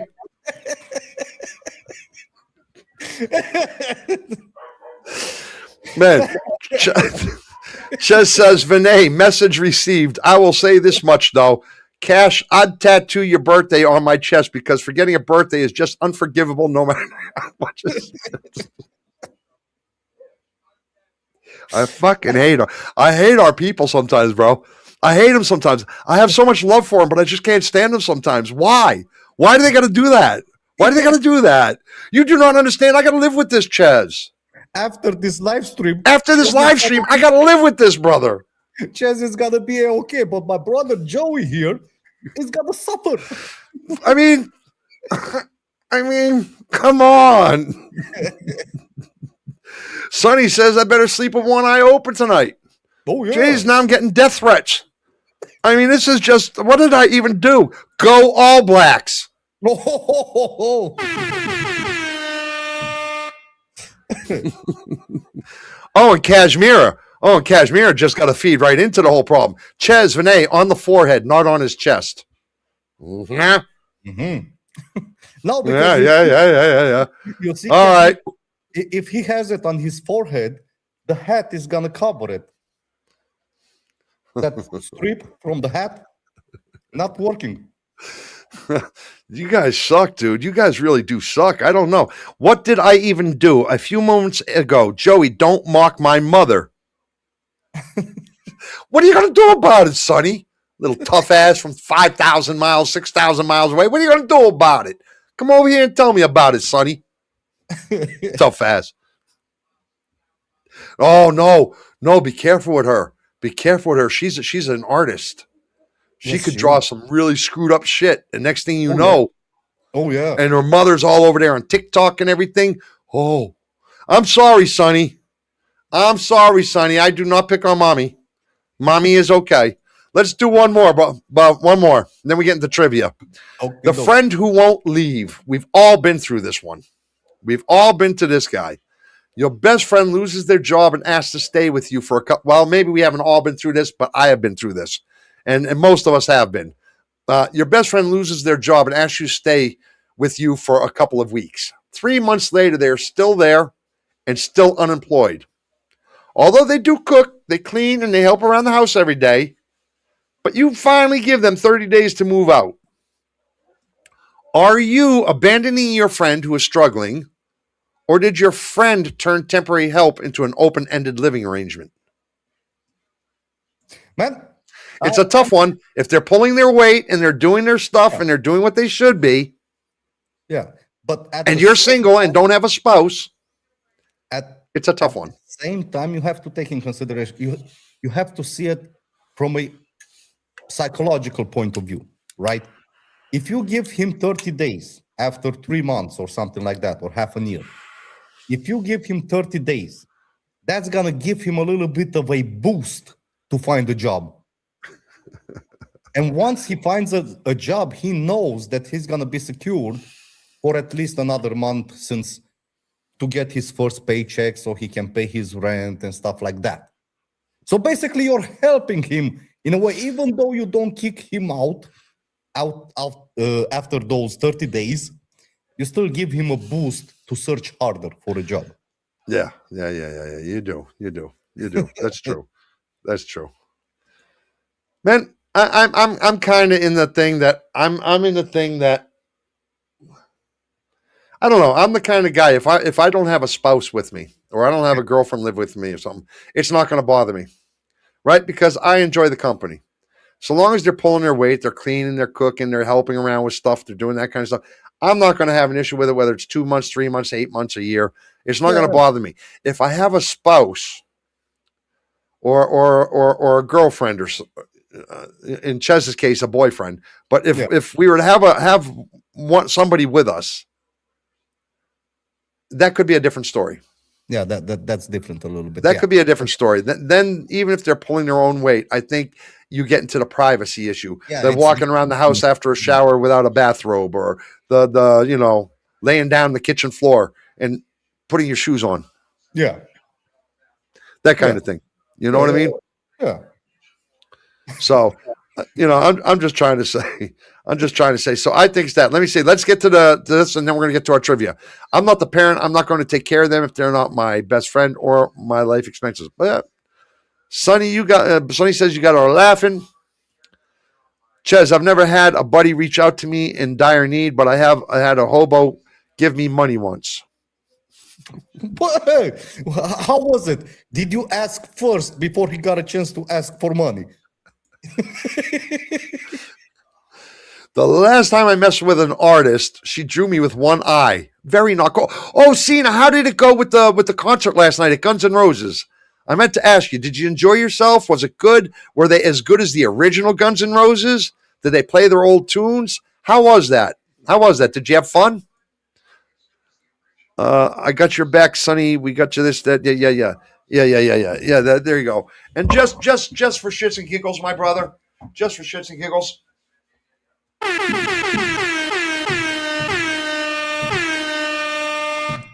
Why did your ankle vanish? I'm sorry? Your ankle vanished in the picture. It vanished, didn't it? Yeah. I have no ankle. No joke. Do you know why it vanished? It was the Band-Aid. It's a green Band-Aid. I have that green bandage around it from when I was in the hospital. Yeah. So I got a green around my so it fell into the thing. Yeah. So hey man, we got trivia coming up your way, but first let me just tell you, I got to tell the people first, man. It's something like this, and that what we talked about tonight is exactly why Who's Wrong gets dangerous, because half of these sound obvious until the second person gets their side of the story, right? And there's always those little tiny one little story things, the phrase, the comment, the situation that changes them. Sometimes somebody is clearly wrong. We ran into that tonight. There's just a right and there's a wrong. Yeah. But sometimes both people are right. And sometimes two adults somehow manage to create one giant problem out of two perfectly understandable feelings. That's what I'm trying to tell you. So if you spend tonight changing your mind, arguing with us, yelling at the chat, or suddenly realizing one of these sounded suspiciously familiar to you, then the show did its job. We did what we were supposed to do. We made you wonder. We made you think. We made you say, hey, what if? Drop the number that split you the most in the comments. If you know which question it was, let us know which one it was. Tell us who you think was wrong. And we'll see you the next time on It's Not Okay TV, which is Tuesday night for our 1-year anniversary. And we have something very special lined up for you on that. So join us Tuesday night. Hit the share, like, subscribe if you haven't done it already so you don't miss Tuesday night. Oh, yeah. You know, you're not going to want to miss it. It's a special, our 1-year anniversary. But before we leave you, we have It's Not Okay TV trivia, which all of our people know about. So listen, my brother, take us there. If you just hit subscribe right now, make sure that on the bell icon, you select all. So you'll get notified every time we go live or we post something new. Bam. Yeah. Now, with that said, let's hear a hell yeah in the hell yeah for our trivia, baby. So we can get everything ready for you guys so we can play trivia.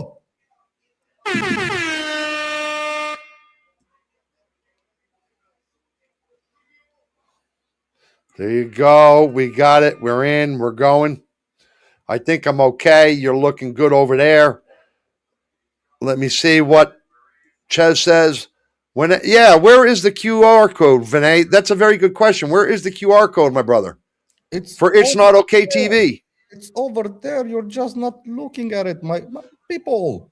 It's right there in the top left corner. In the top left corner, you have a QR code. If you scan that with your phone, it'll take you to itsnotokaytv.com, where you can find our socials, you can find our schedules, you can find the trivia, you can find music. Man, it doesn't take you but a second and you figure it all out. Renee, I was back from a long camping trip, so I looked disheveled. Disheveled, he said. Who uses the word fucking disheveled? He disheveled and nasty. I think he was asking if I had something illegal to sell him. I don't understand Afrikaans.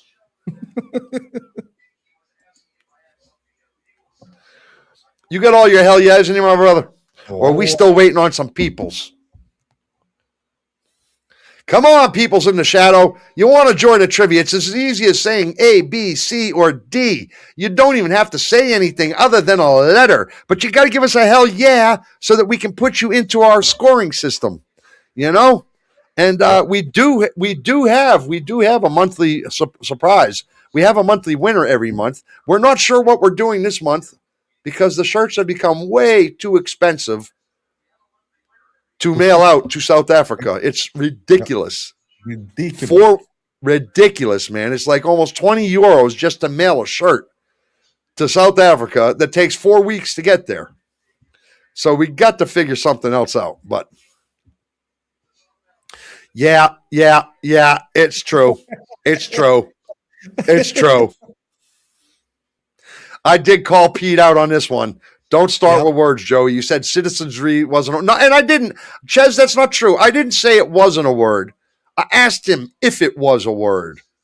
That was on Pete Swagger's show earlier today, which, by the way, Pete did not show up tonight, and he said he would. This is like 3 nights in a row.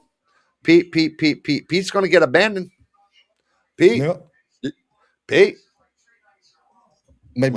goes around, my brother. Huh? Maybe he's on the date again. No, there's no way a girl went out with him twice in a row. No, I'm not buying it.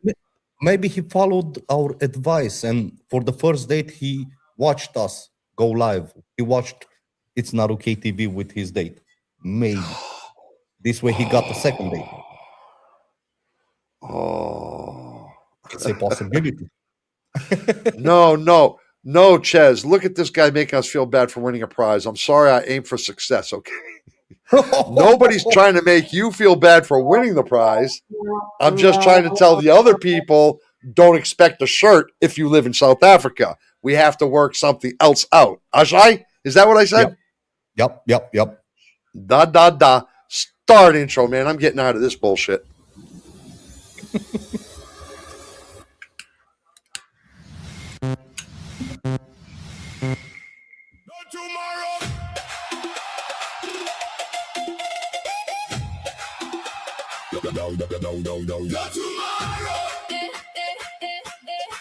Not tomorrow.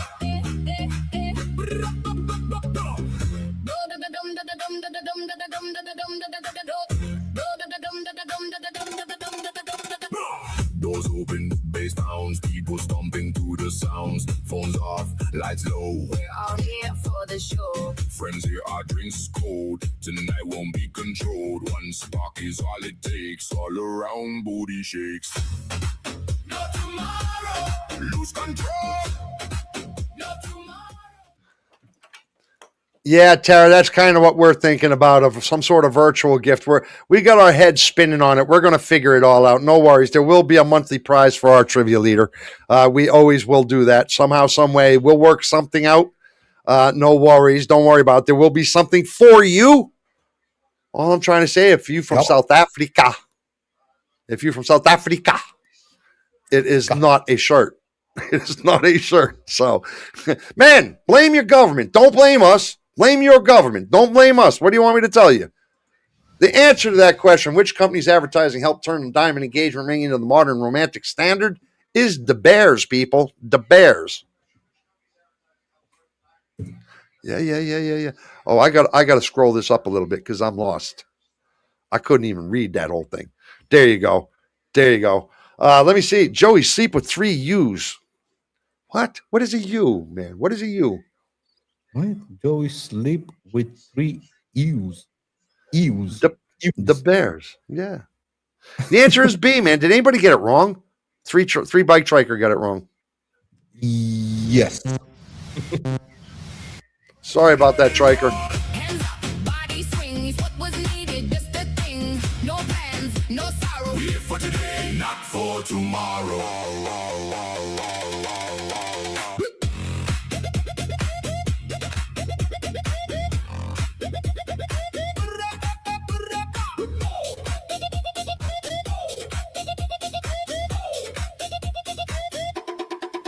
The beat drops, sweat is earned. Everybody twists and turns. Eyes locked, pulses climb. We're just here for a good time. No talk, move close. Let the tension show. One touch, spark fly. Now we're living high. No tomorrow. Man, which British king gave up the throne in 1936 so he could marry Wallis Simpson? You got to ask yourself, who did that, my brother? You know what? You got to ask yourself who did that. But you got to tell me when I can reveal the answer, because I'm relying on you to tell me that, because I'm not looking at that stuff. So when you say you can reveal, I'm going to reveal. That has now become a thing on you.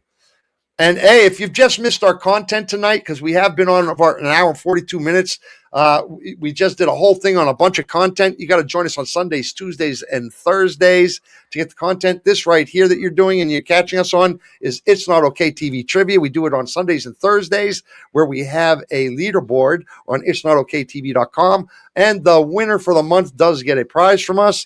And all the music you hear is original. You will not hear it anywhere else in the world, but right here on It's Not Okay TV. And where Buffles or Baffles or Biffalo or Buffles and Vinay stole it and put it up on their shit.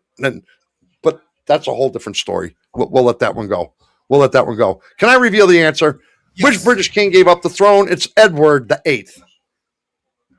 Good thing I know how to read Roman numerals. Or I would have said Edward V11111. V111. VIII. It's a good thing I know how to do it. Look, they almost all, a lot of people got it wrong, bro. Next question. 3 out of 15. I'm going to assume you got that, brother. Yes, I did.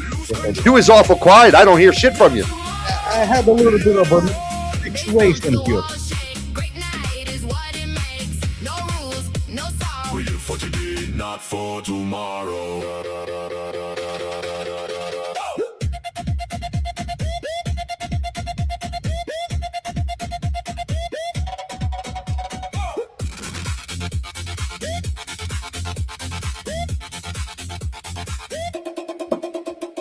Last call, hold on tight. We're not quite done for the night. One more dance, another kiss. Chasing hope and maybe bliss. No sleep, no shame as the morning came. One night full throttle.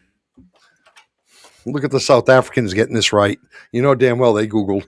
Which U.S. state became the first to enact a modern no-fault divorce law in 1969?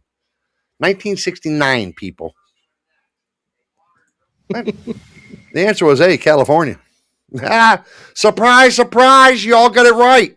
How did you do that? You was geniuses, each and every one of you. I could never have got that. I didn't know that, brother. I didn't know either, but we have genius. There you have it. Nothing in the bottle, auto, auto, auto, auto, auto, auto, auto, auto, auto. No tomorrow. What kind of name is Buffles, bro? I mean, who names themselves Buffles Fontoon? Nothing in the bottle, auto, auto, auto, auto, auto, auto, auto, auto, auto. No tomorrow.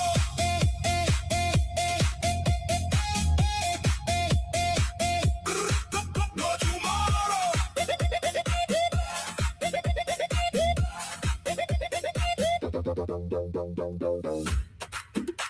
The music stops, ears ring. Still feeling everything.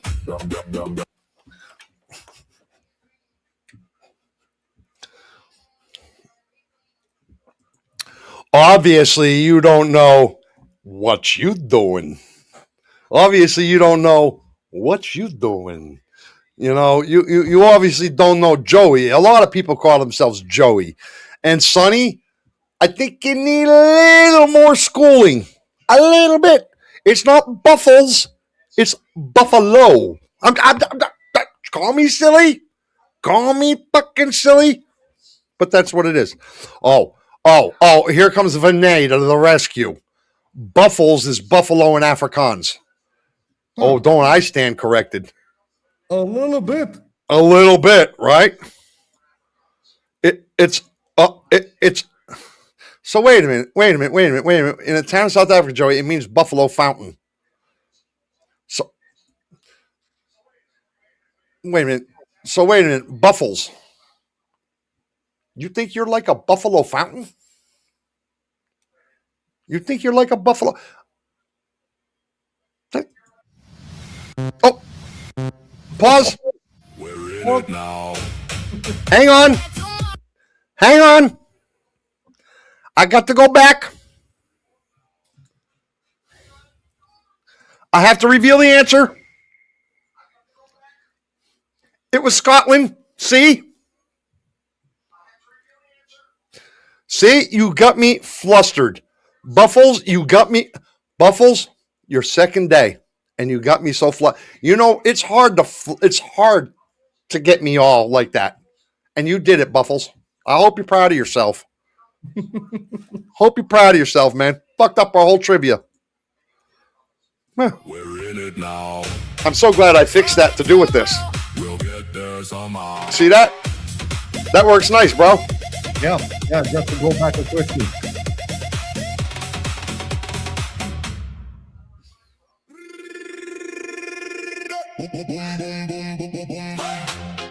I stand corrected, Sonny. You is right. Milo is wrong. It won't happen again. What did I Fresh do? fit, looking fine. Good friends, crowded lines. Basic, Oh, Buffalo says it's a brandy. now we're ready for the show. Cold drinks, huge And then, of course, the genius says he knows. I did not know it was a brandy. I got to be honest with you. Can I get a gold star for it?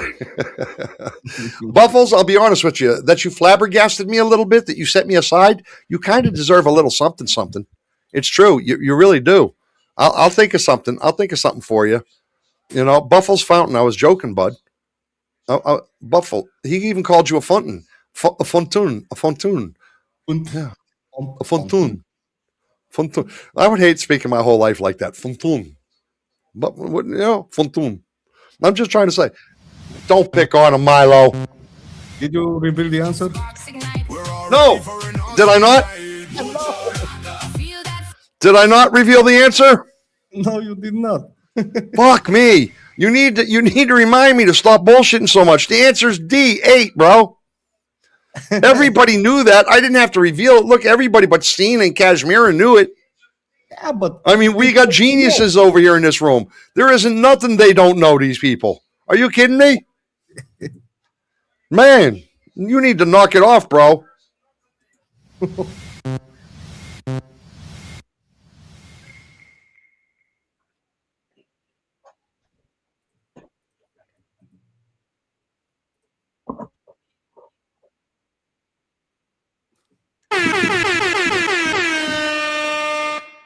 There's your gold star, Buffles.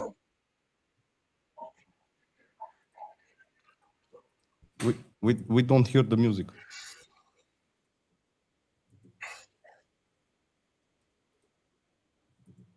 There's no music. Musica. Music. Music. We don't hear What the music. music? What music? The music. It's working. Not It's at working all. just fine here.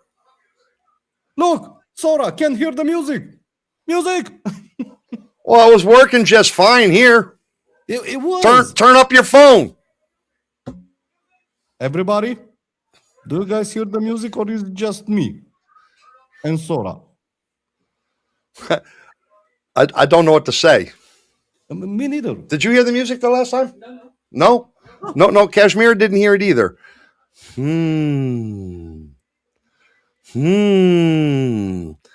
Okay, so now it leaves us into this situation. We are on question number 6. And the answer is A, Richard Burton. Let's get that right first. Let's move to next question, see what happened. That's what I'm saying. If it doesn't go to the next question, then what I will do, you know what? The answer is A. Do you got that, my brother? Yep. I need to be on 7 of 15, don't I? Next time. 7 of 15, exactly. All right. Watch this genius shit I do.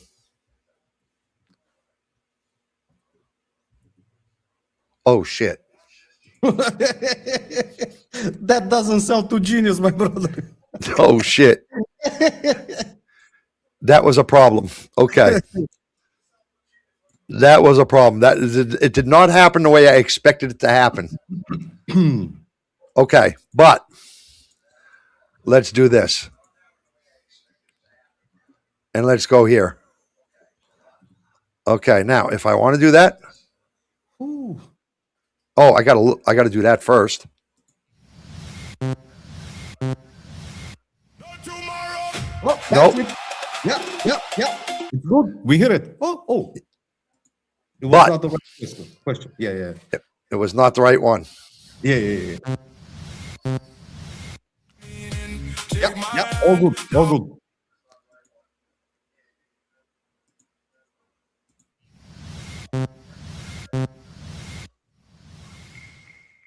You got it?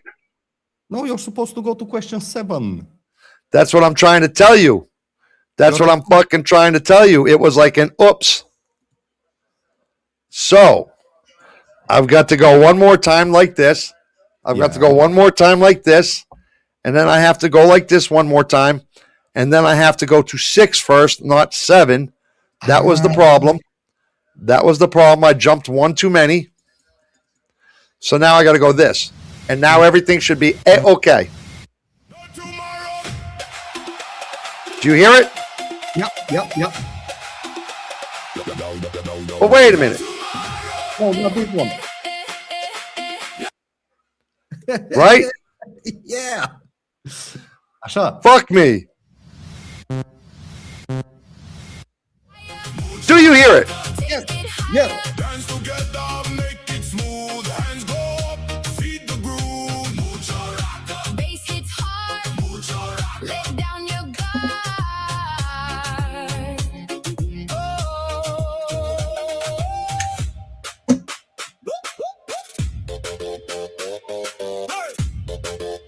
That was my bad, man.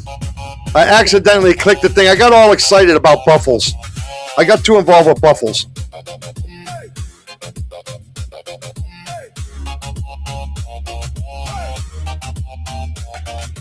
Last call lights them low. Do we stay or do we go? I got too involved with Buffles. And what happened was because I got too involved with Buffles, I ended up hitting the wrong things. You know what I mean? Yeah. So now I've got to stay very focused and not let him get the best of me. If you get excited, I'll get excited too, he says. The celebrity legal battle that popularized the world palimony involved Lee Marvin and which former partner? The answer is B, Michelle Triola. Of course, they all knew it. Did you have a doubt? No. We really got to do something about this, brother. We really, really got to do something about this, bro. I mean, I'm just trying to tell you. Take my hand, now I know where I stand. Street lights, side by side, still laughing from the ride. One look, the timing right. Perfect ending to a lucky night. Mucho rocka, Night got better, mucho rocka. fun together. Night face, hearts race, sexy smile on your face. Mucho rocka. Whatever, Milo. What? What did I do? What did I do?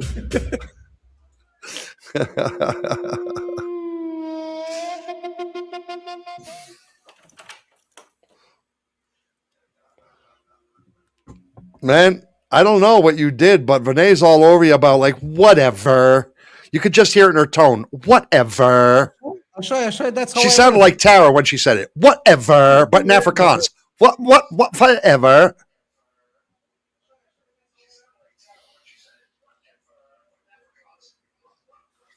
I don't know what to say. You don't know what to say, right? How about traditionally, what are wedding bands? BANNS. Bonds. What are wedding bonds? I have no freaking idea, to be honest with you. They're public announcements of intended marriage. You know what I mean? Thank you, Buffles. Buffles, thank you.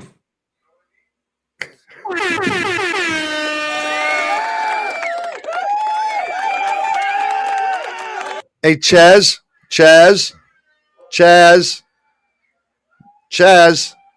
Where are you, Chaz?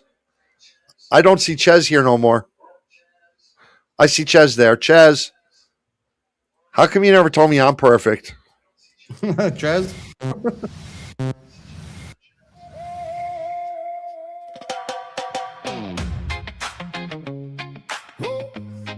Whoa, whoa, now. We wake every morning, we wait on our minds. Bills on the table and clocks keeping time. The headlines keep saying there's nothing but bad. Still people hold hope for the things to be had. We carry our worries just to label to smile. We laugh at our dinners and talk for a while. The world may feel heavy, the road may feel long, but millions keep moving, proving we're strong. We stumble together, then rise when we fall. One hand reaching back and gives strength to us all. No storm lasts forever, no night owns the day. The sun keeps returning and light in our way. Fine, you all can be Team Milo all you want. I'm big enough to be my own team. And I don't mean by fat. I mean just pure charisma. I am dripping charisma. I can be Team Joey all by myself. Look at me. Team Joey. Look at me. I can do it. I don't need you. Marilyn Monroe was married to which famous baseball player? The answer is A, Joe DiMaggio. Triker, I love you, man. I love you, bro. Thank you. Team Joey. Team Joey. Team Joey, Tara all day long. Look, Team Joey all day long. See, I'm not alone. And Joey, we can't tell you're perfect. We can tell you that you're perfect. Then we'd be lying, though, he says. 10 out of 15 peoples. Let tomorrow wait, we are living today. Clouds have a habit of drifting away. Take what you have and make something feel right.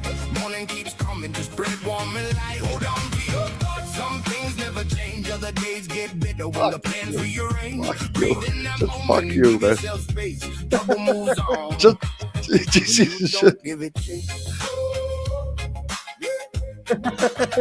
You don't give it chase.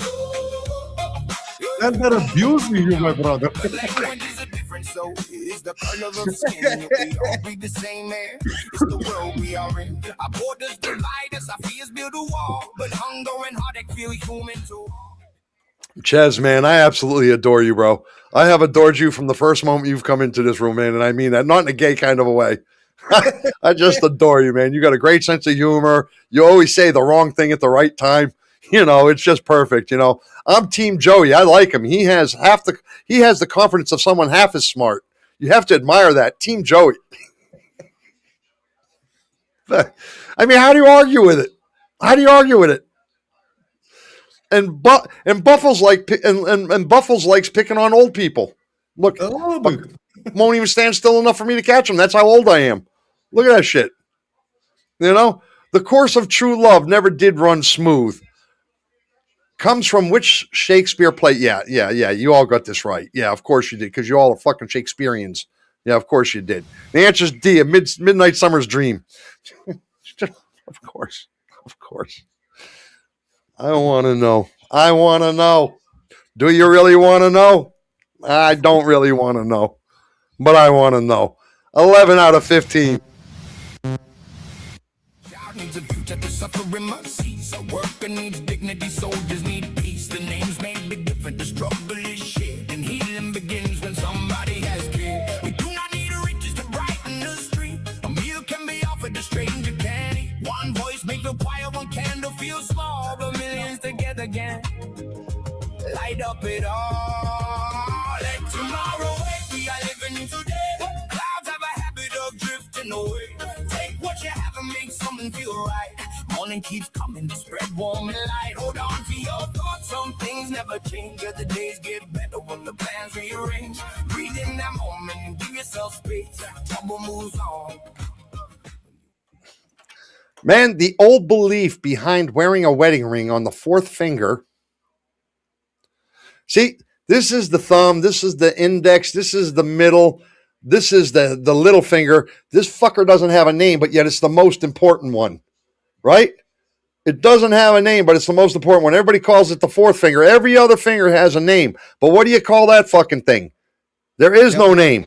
You'd call it the wedding finger.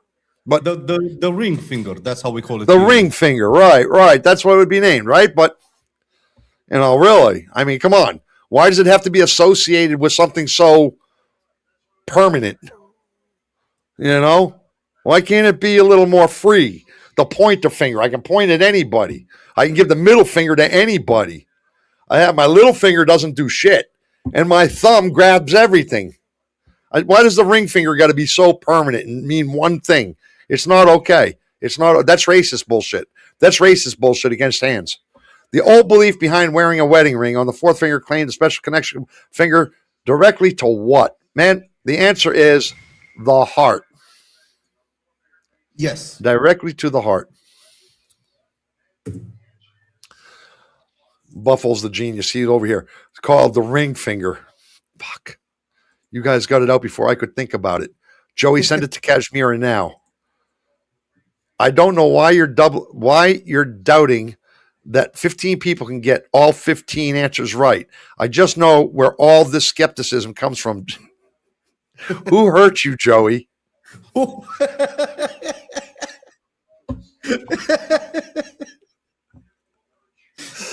Oh my Lord. Oh my Lord. Oh my Lord. The old belief, man, I can't anymore, man. These guys are just too much. 12 out of 15. Don't give it cheap.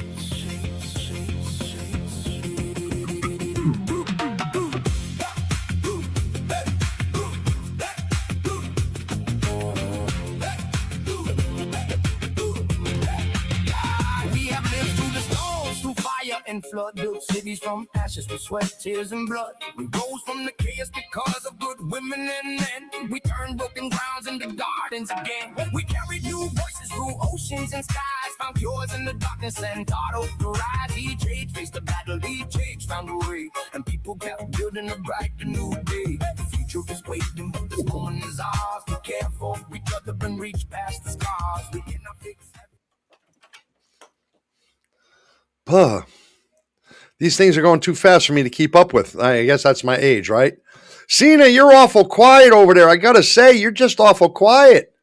Historically, a dowry was usually, you know who else is quiet, who's unbelievable? Who? Schoolman. Schoolman. Yeah, the old one, not the young one, the old one. Historically, a dowry was usually what? Man, property or wealth brought by a bride or her family into marriage. Buh. I did Yeah, not know yeah, that. yeah, yeah, yeah, yeah, yeah, yeah, yeah, yeah, yeah, yeah, yeah. Yeah, that's what a dowry normally was. That's what a dowry normally. What, Sonny? What? What? What? Joey. What? What? Joey. With 4 Sleep eyes. with 4 eyes. Why don't you? She says to me. Man. Next question. 13 out of 15. Even one day, but each step to get there still clears us away. Let tomorrow wait, we are living today. Clouds have a habit of drifting away. Take what you have and make something feel right. Morning keeps coming, just spread warm and light. Hold on to That's a damn good question right there, Ches. Any person with half a brain would know that. and give yourself space. Right, Milo? You But- don't give it a chance. Any person with half a brain would know that, right? We carried away, we were the Oh, yeah. strength. Yeah. We dance in the sun after walking through rain. Pamela Anderson famously married which? Oh, I know this one. Tommy Lee. Pamela Anderson famously married which rock musician in 1995 after knowing him for only a few days? Was it? She married. Well, she married 2 of them. It was Kid Rock and Tommy Lee. Which ones are the answers? Did you see? I didn't notice. I didn't know, but I'll say Bruce Lee. It's either Kid Rock or Tommy Lee. I'm going to say Kid Rock. It was Tommy Lee. Shit. You said Tommy Kid Lee Rock the came first time. later. Kid Never Rock came later. Never second guess yourself. Yeah, said- yeah. I thought it was Tommy Lee from the start. Kid Rock came after Tommy Lee. Shit. 14 out of 15. We're getting there, guys. 2 more.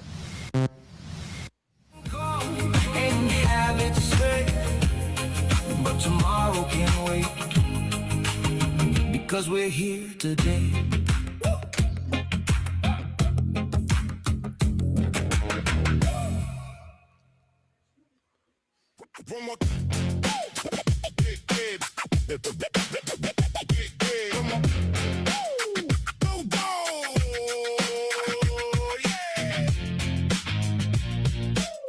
No, Tommy Lee came first, I believe. Tommy Lee was first and then Kid Rock. I'm pretty sure of it. Phone buzz loud at 8:15. Mike missed the bus, now he's running in late. Coffee stained shirt. Chaz, I think Tommy Lee came first. Is that right or wrong?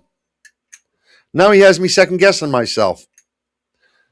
But I think Tommy Lee came first, man. Now you got me second guessing myself, bro, and I don't like to second guess myself. Man, John Lennon and Yoko Ono held their first famous bed in for peace shortly after what event? After he got killed. Their wedding. A. The answer is A, their wedding. Of course, you all knew that. No, Joey, I was joking. Kid Rock came first because she was super hot.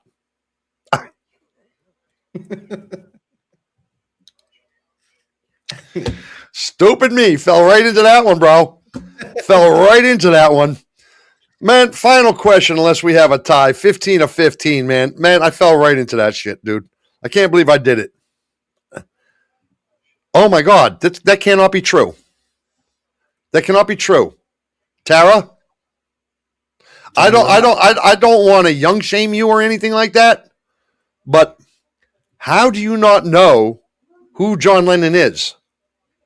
You've heard of the Beatles, right? You have heard of the Beatles, haven't you? He was part of them, and he was assassinated in New York City. I think it was 1975 or something like that. I think it was something like 1975 or 1985. Yeah, he wrote, "Imagine all the people." You never heard of the Beatles? Get the fuck out of here. I do not believe you. I do not believe you. I refuse to believe that somebody on Team Joey has never heard of the Beatles. I refuse. And if that's the case, then we must do something about this. Oh, my Lord. Oh, my Lord. Now I feel old. Now, Tara is one of these kind of people that refer to people like me I was born in the late 1900s. She's one of those kind of people. You mean you were born in the late 1900s, right? Oh, Tara's definitely one of those. Definitely one of those, Tara. I'm sorry. Oh, my God. No, don't know John Lennon. Imagine. Oh, my God. Question 15 out of 15. Got the crew ahead, fixed 3 mistakes. We got this, he said. Clock hit 5, then the manager came in, said you kept us moving and smiled at him. Mike caught the bus with the laugh and the wave. Bought dinner using the overtime save. Morning went wrong, but he finished okay. One rough beginning didn't ruin his day. You feel good on the day the rent gets paid. You're proud of yourself when progress is made. It's still a good day. 1980. Okay, 1980, Ches. Yeah, I knew it. Well, it was close. 1975, 1985. I was right, right there in the middle. When the day seems long, life gets crazy, but we answer our own way. We made it through, so it's still. All right, my brother. We are at question 15 of 15, which means it's the final question. Now, unless we have a tie, this thing will be over. If we have a tie, I don't know. It's kind of impossible. Every 4 people didn't get 15 out of 15. I don't suppose that could ever happen. Or 2 or 3 or 4 people will get 15 out of 15. That would never happen in art because everybody knows these ones. Which actress was married at different times to both Mickey Rooney and Frank Sinatra? Now watch Tara get this one right, and she wasn't even born when the Beatles were born. Watch this shit. Watch this shit, bro. Watch it with your own eyes. See, Ava Gardner. What'd I tell you? Tara got it right. See, Ava Gardner. She's talking about who married different times, Mickey Rooney and Frank Sinatra, but she doesn't know the Beatles. Both of them people born and dead before she was born. But she doesn't know the Beatles. No. There's something fishy smells in Funky Town right now. Just trying to tell you. Guys, she blew it for you. Tara blew it for you. So, do we have a tie or do we not have a tie? Of course we have a tie. Of course we do. And they're all perfect scores, the ties, aren't they? Yes. Yes, of course they are. They're 15 out of 15, right? Yes, exactly. And it's Sonny, isn't it? The 10-year-old. No. No. Oh, Sonny didn't get it.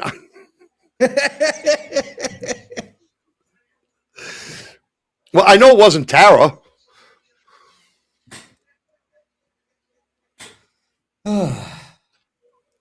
Where did Cena go, by the way? Cena? Oh, she's right there. She's just being very shh. Yeah, she's right here with us. Yes, she's right there. But she's just shh. She's right above Kashmira. She doesn't want to be a part of that whole Tara thing. I don't know the Beatles stuff. Smart girl, Cena. Smart girl. But did you ever answer? Did she ever answer? Because I didn't notice it. Did she ever answer about the Guns N' Roses? How it went? Yes, she did. And she did in the beginning. And tell me, because I didn't see the response. It was moving too fast. Let me just go here a I little bit. didn't see her response, whether she had a good time or did not have a good time. Grease was filmed in my high school. Oh, that was a great movie, that Grease. Joey, roses are red. You have no clue that I'm outside your window staring at you. I wasn't there when it was filmed. Well, I didn't think you were there, Cena, but because I didn't see you with Pinky Tuscadero. Yes, my brother's telling me you answered, Cena, but I didn't. Yeah.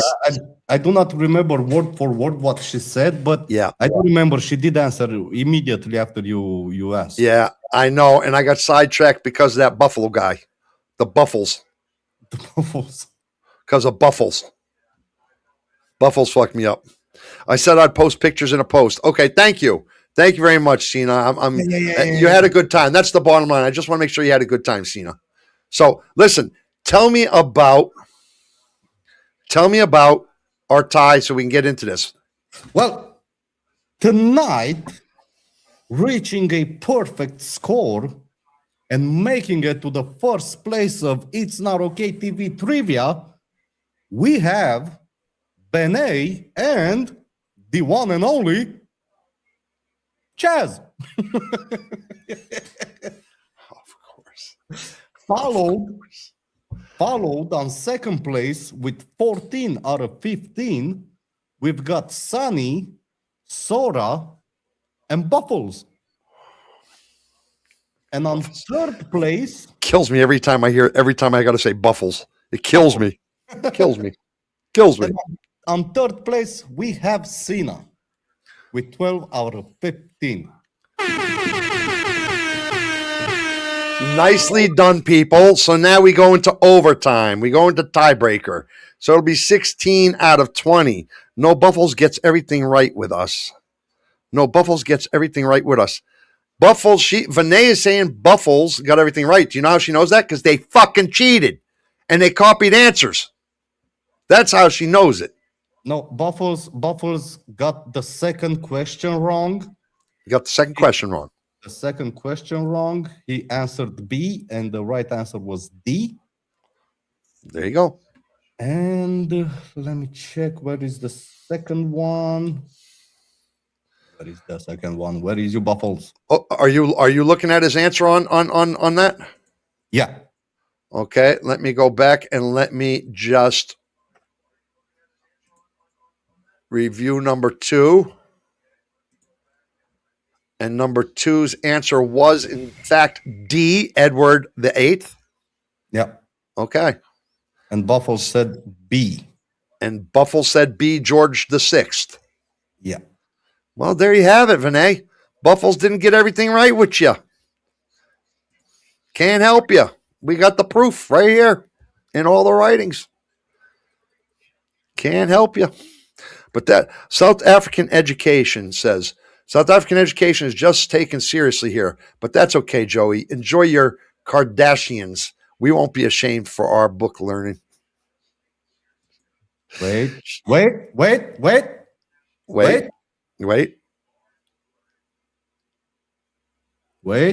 Did you make a mistake?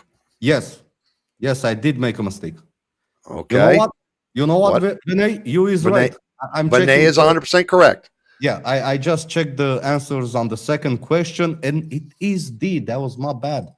It is. I just said it's D. I just freaking told you it's D. I went back and looked at it. No, he answered D. Oh, he answered D. Yes. My bad, Buffles. So we have a three-way tie. Three-way tie. Great. I got to say Buffles again. Great. I got to say Buffles again. 15 out of 15 done by Buffles, Chaz, and Vinay. Sorry about that, Buffles. I made a mistake, but here at It's Not Okay TV, we always double check. If somebody feels we did something wrong, call us out. We'll double check, triple check, make sure everything is okay. Absolutely. That's the way. That's why we do what we do. That's why we got the redundancies this way. If you have something, you do exactly like Vinay did, and you say, "Bet you is bullshitting." And so we can double. He'll double check his. I'll double check mine. Then he'll double check mine against his.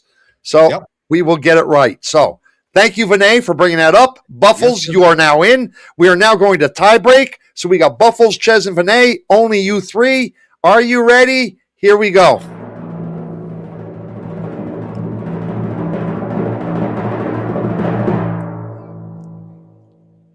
Oh shit! There's no music. Oh shit! Of course, there's no music. I'm on question 2. You guys, slow down. Let's load the quiz.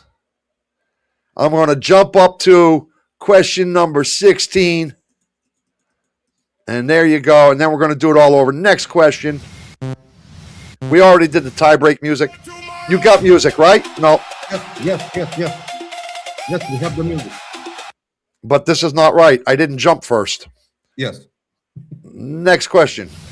I have to jump first.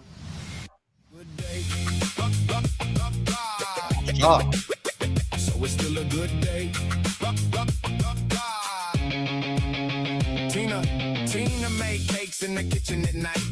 One lit the oven, but the flavor was right. Posted one picture, then waited a bit. A few people ordered, this could be it. A change of direction is something she should. To be her own boss, she knew that she could. Chocolate on Friday, lemon on Sunday. Orders to be filled and sent out on Monday. Saved every tip in the jar by the phone. Bought the used mixer and made it her own. She still works days, but the Okay, well, they all said B. They all said B. They all answered. So, Buffles, because you're new and you don't know how this works, question 16, 17, 18, and 19 go the standard way. Until you all answer, I will interrupt the music as I just did and reveal the answer. However, if you all still cheat and copy from each other all the way through, then when you get to...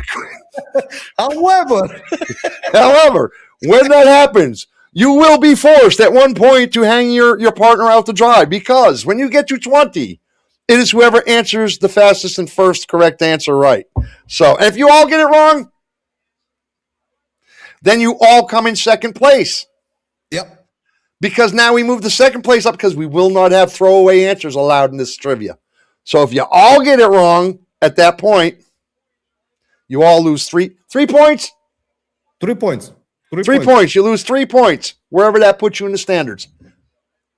A little twist we just threw in It's Not Okay TV, specifically for you three, because we know you. Man, the answer is a letter ending a romantic relationship with a serviceman. Answer is B. The answer is B. Next question.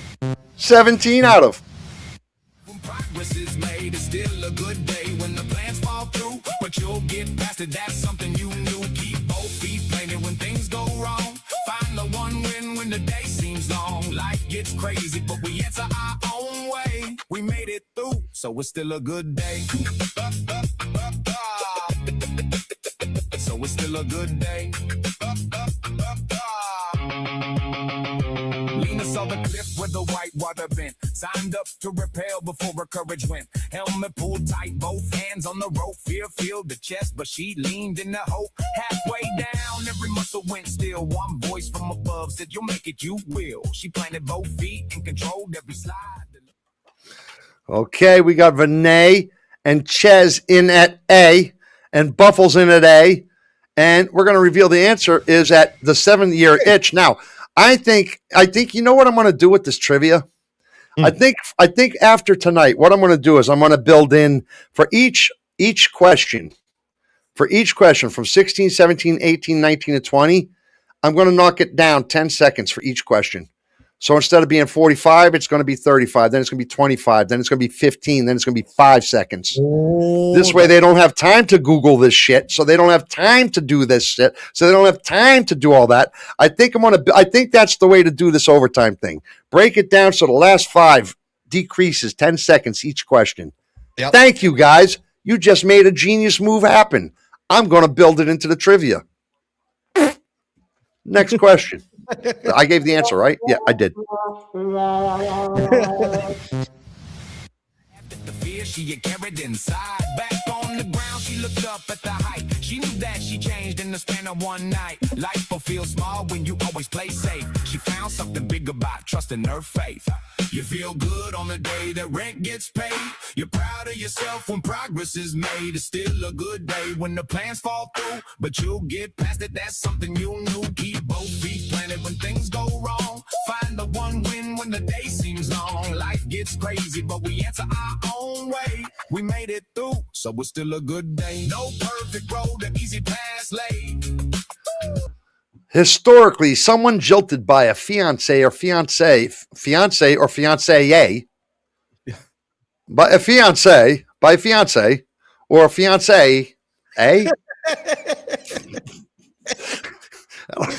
Fiance or fiance. What the fuck is the difference? By a fiance or a fiancee?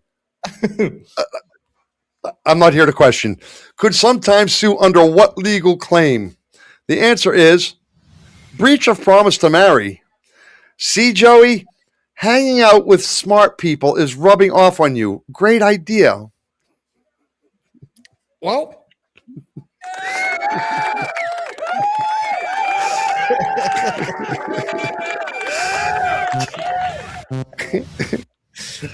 Do what we say, we'll all make it through, so it's still a good day.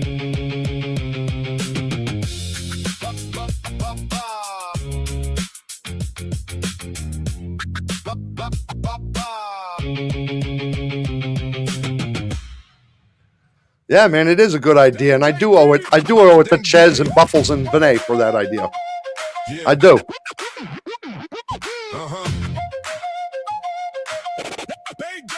All right, man. That's the last one. So now they either all get it wrong because nobody wants to get it right.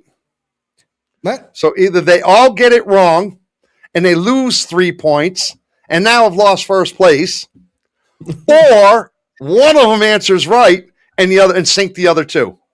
It's the only way it's going to happen right now. So kiss Milo's ass. We're going to get you one way or the other. Which of these is not normally required before obtaining a marriage license in Las Vegas? A mandatory waiting period. The answer is B. Now it's yep.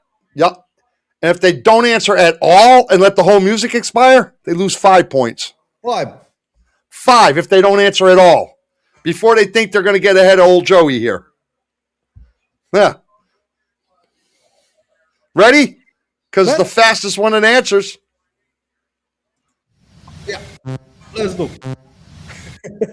As we rode in the back, 5 or 6 kids on our knees we would stack. The windows were shut while our parents smoked. We coughed through the haze, but we laughed and joked. Steel slides burned our legs, 3rd-degree burns. Our asses were bruised, but we still took turns. That metal wheel spun as fast as it could. Nobody could stop it, nobody would. Gen X, we came up tough. No padded world and no safety stuff. Gen X, we learn real fast. Take what comes and forget what's past. The children of sarcasm with and will. We were tough then and we are tough. I do not know if it's the right answer. We stood back up because we're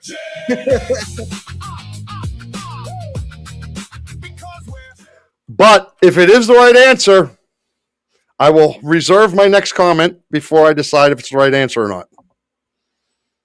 Reveal the answer. It's C.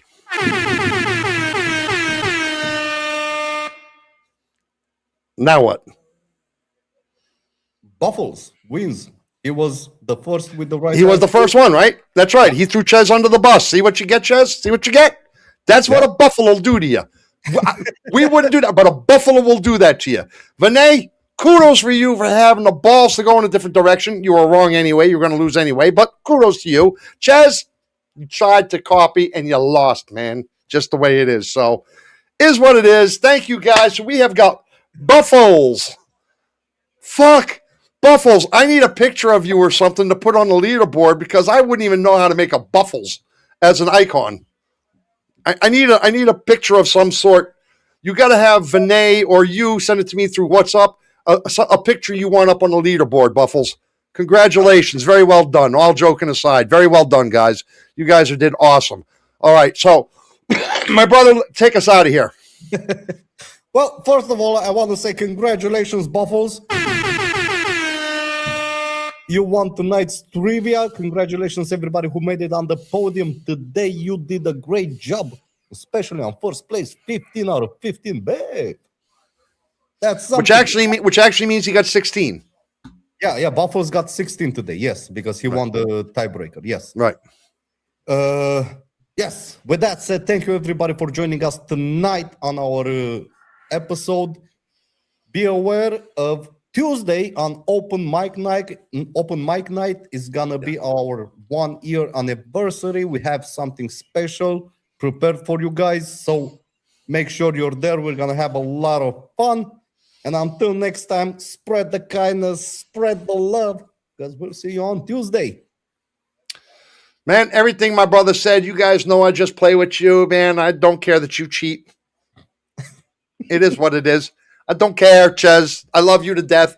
Vinay, love you to death too. Buffles, a little bit of with Buffles. He gave me a hard time since yesterday, but you know what? Buffles, I'm getting used to you too. Tara, you always got my heart, girl. Cena, you was awful quiet tonight. Kashmira, love you, girl. You know that. You know that. Triker, thank you very much. I almost said thank you very much. Thank you very much for doing a great job tonight, Triker. I can't run through all of you, Ches. Listen, you guys are wonderful. Tuesday night, make sure you're there. It's going to be a good time. Going to be a great time. Thank you for playing all the wonderful things. Everything my brother said right there. I'm Joey Schitz. He's there. Right there is Milo Giggles. Together we make Schitz and Giggles here on It's Not Okay TV. Thanks for joining us. It's been a blast. It's so long. It's farewell, but it's never goodbye. Catch you on Tuesday.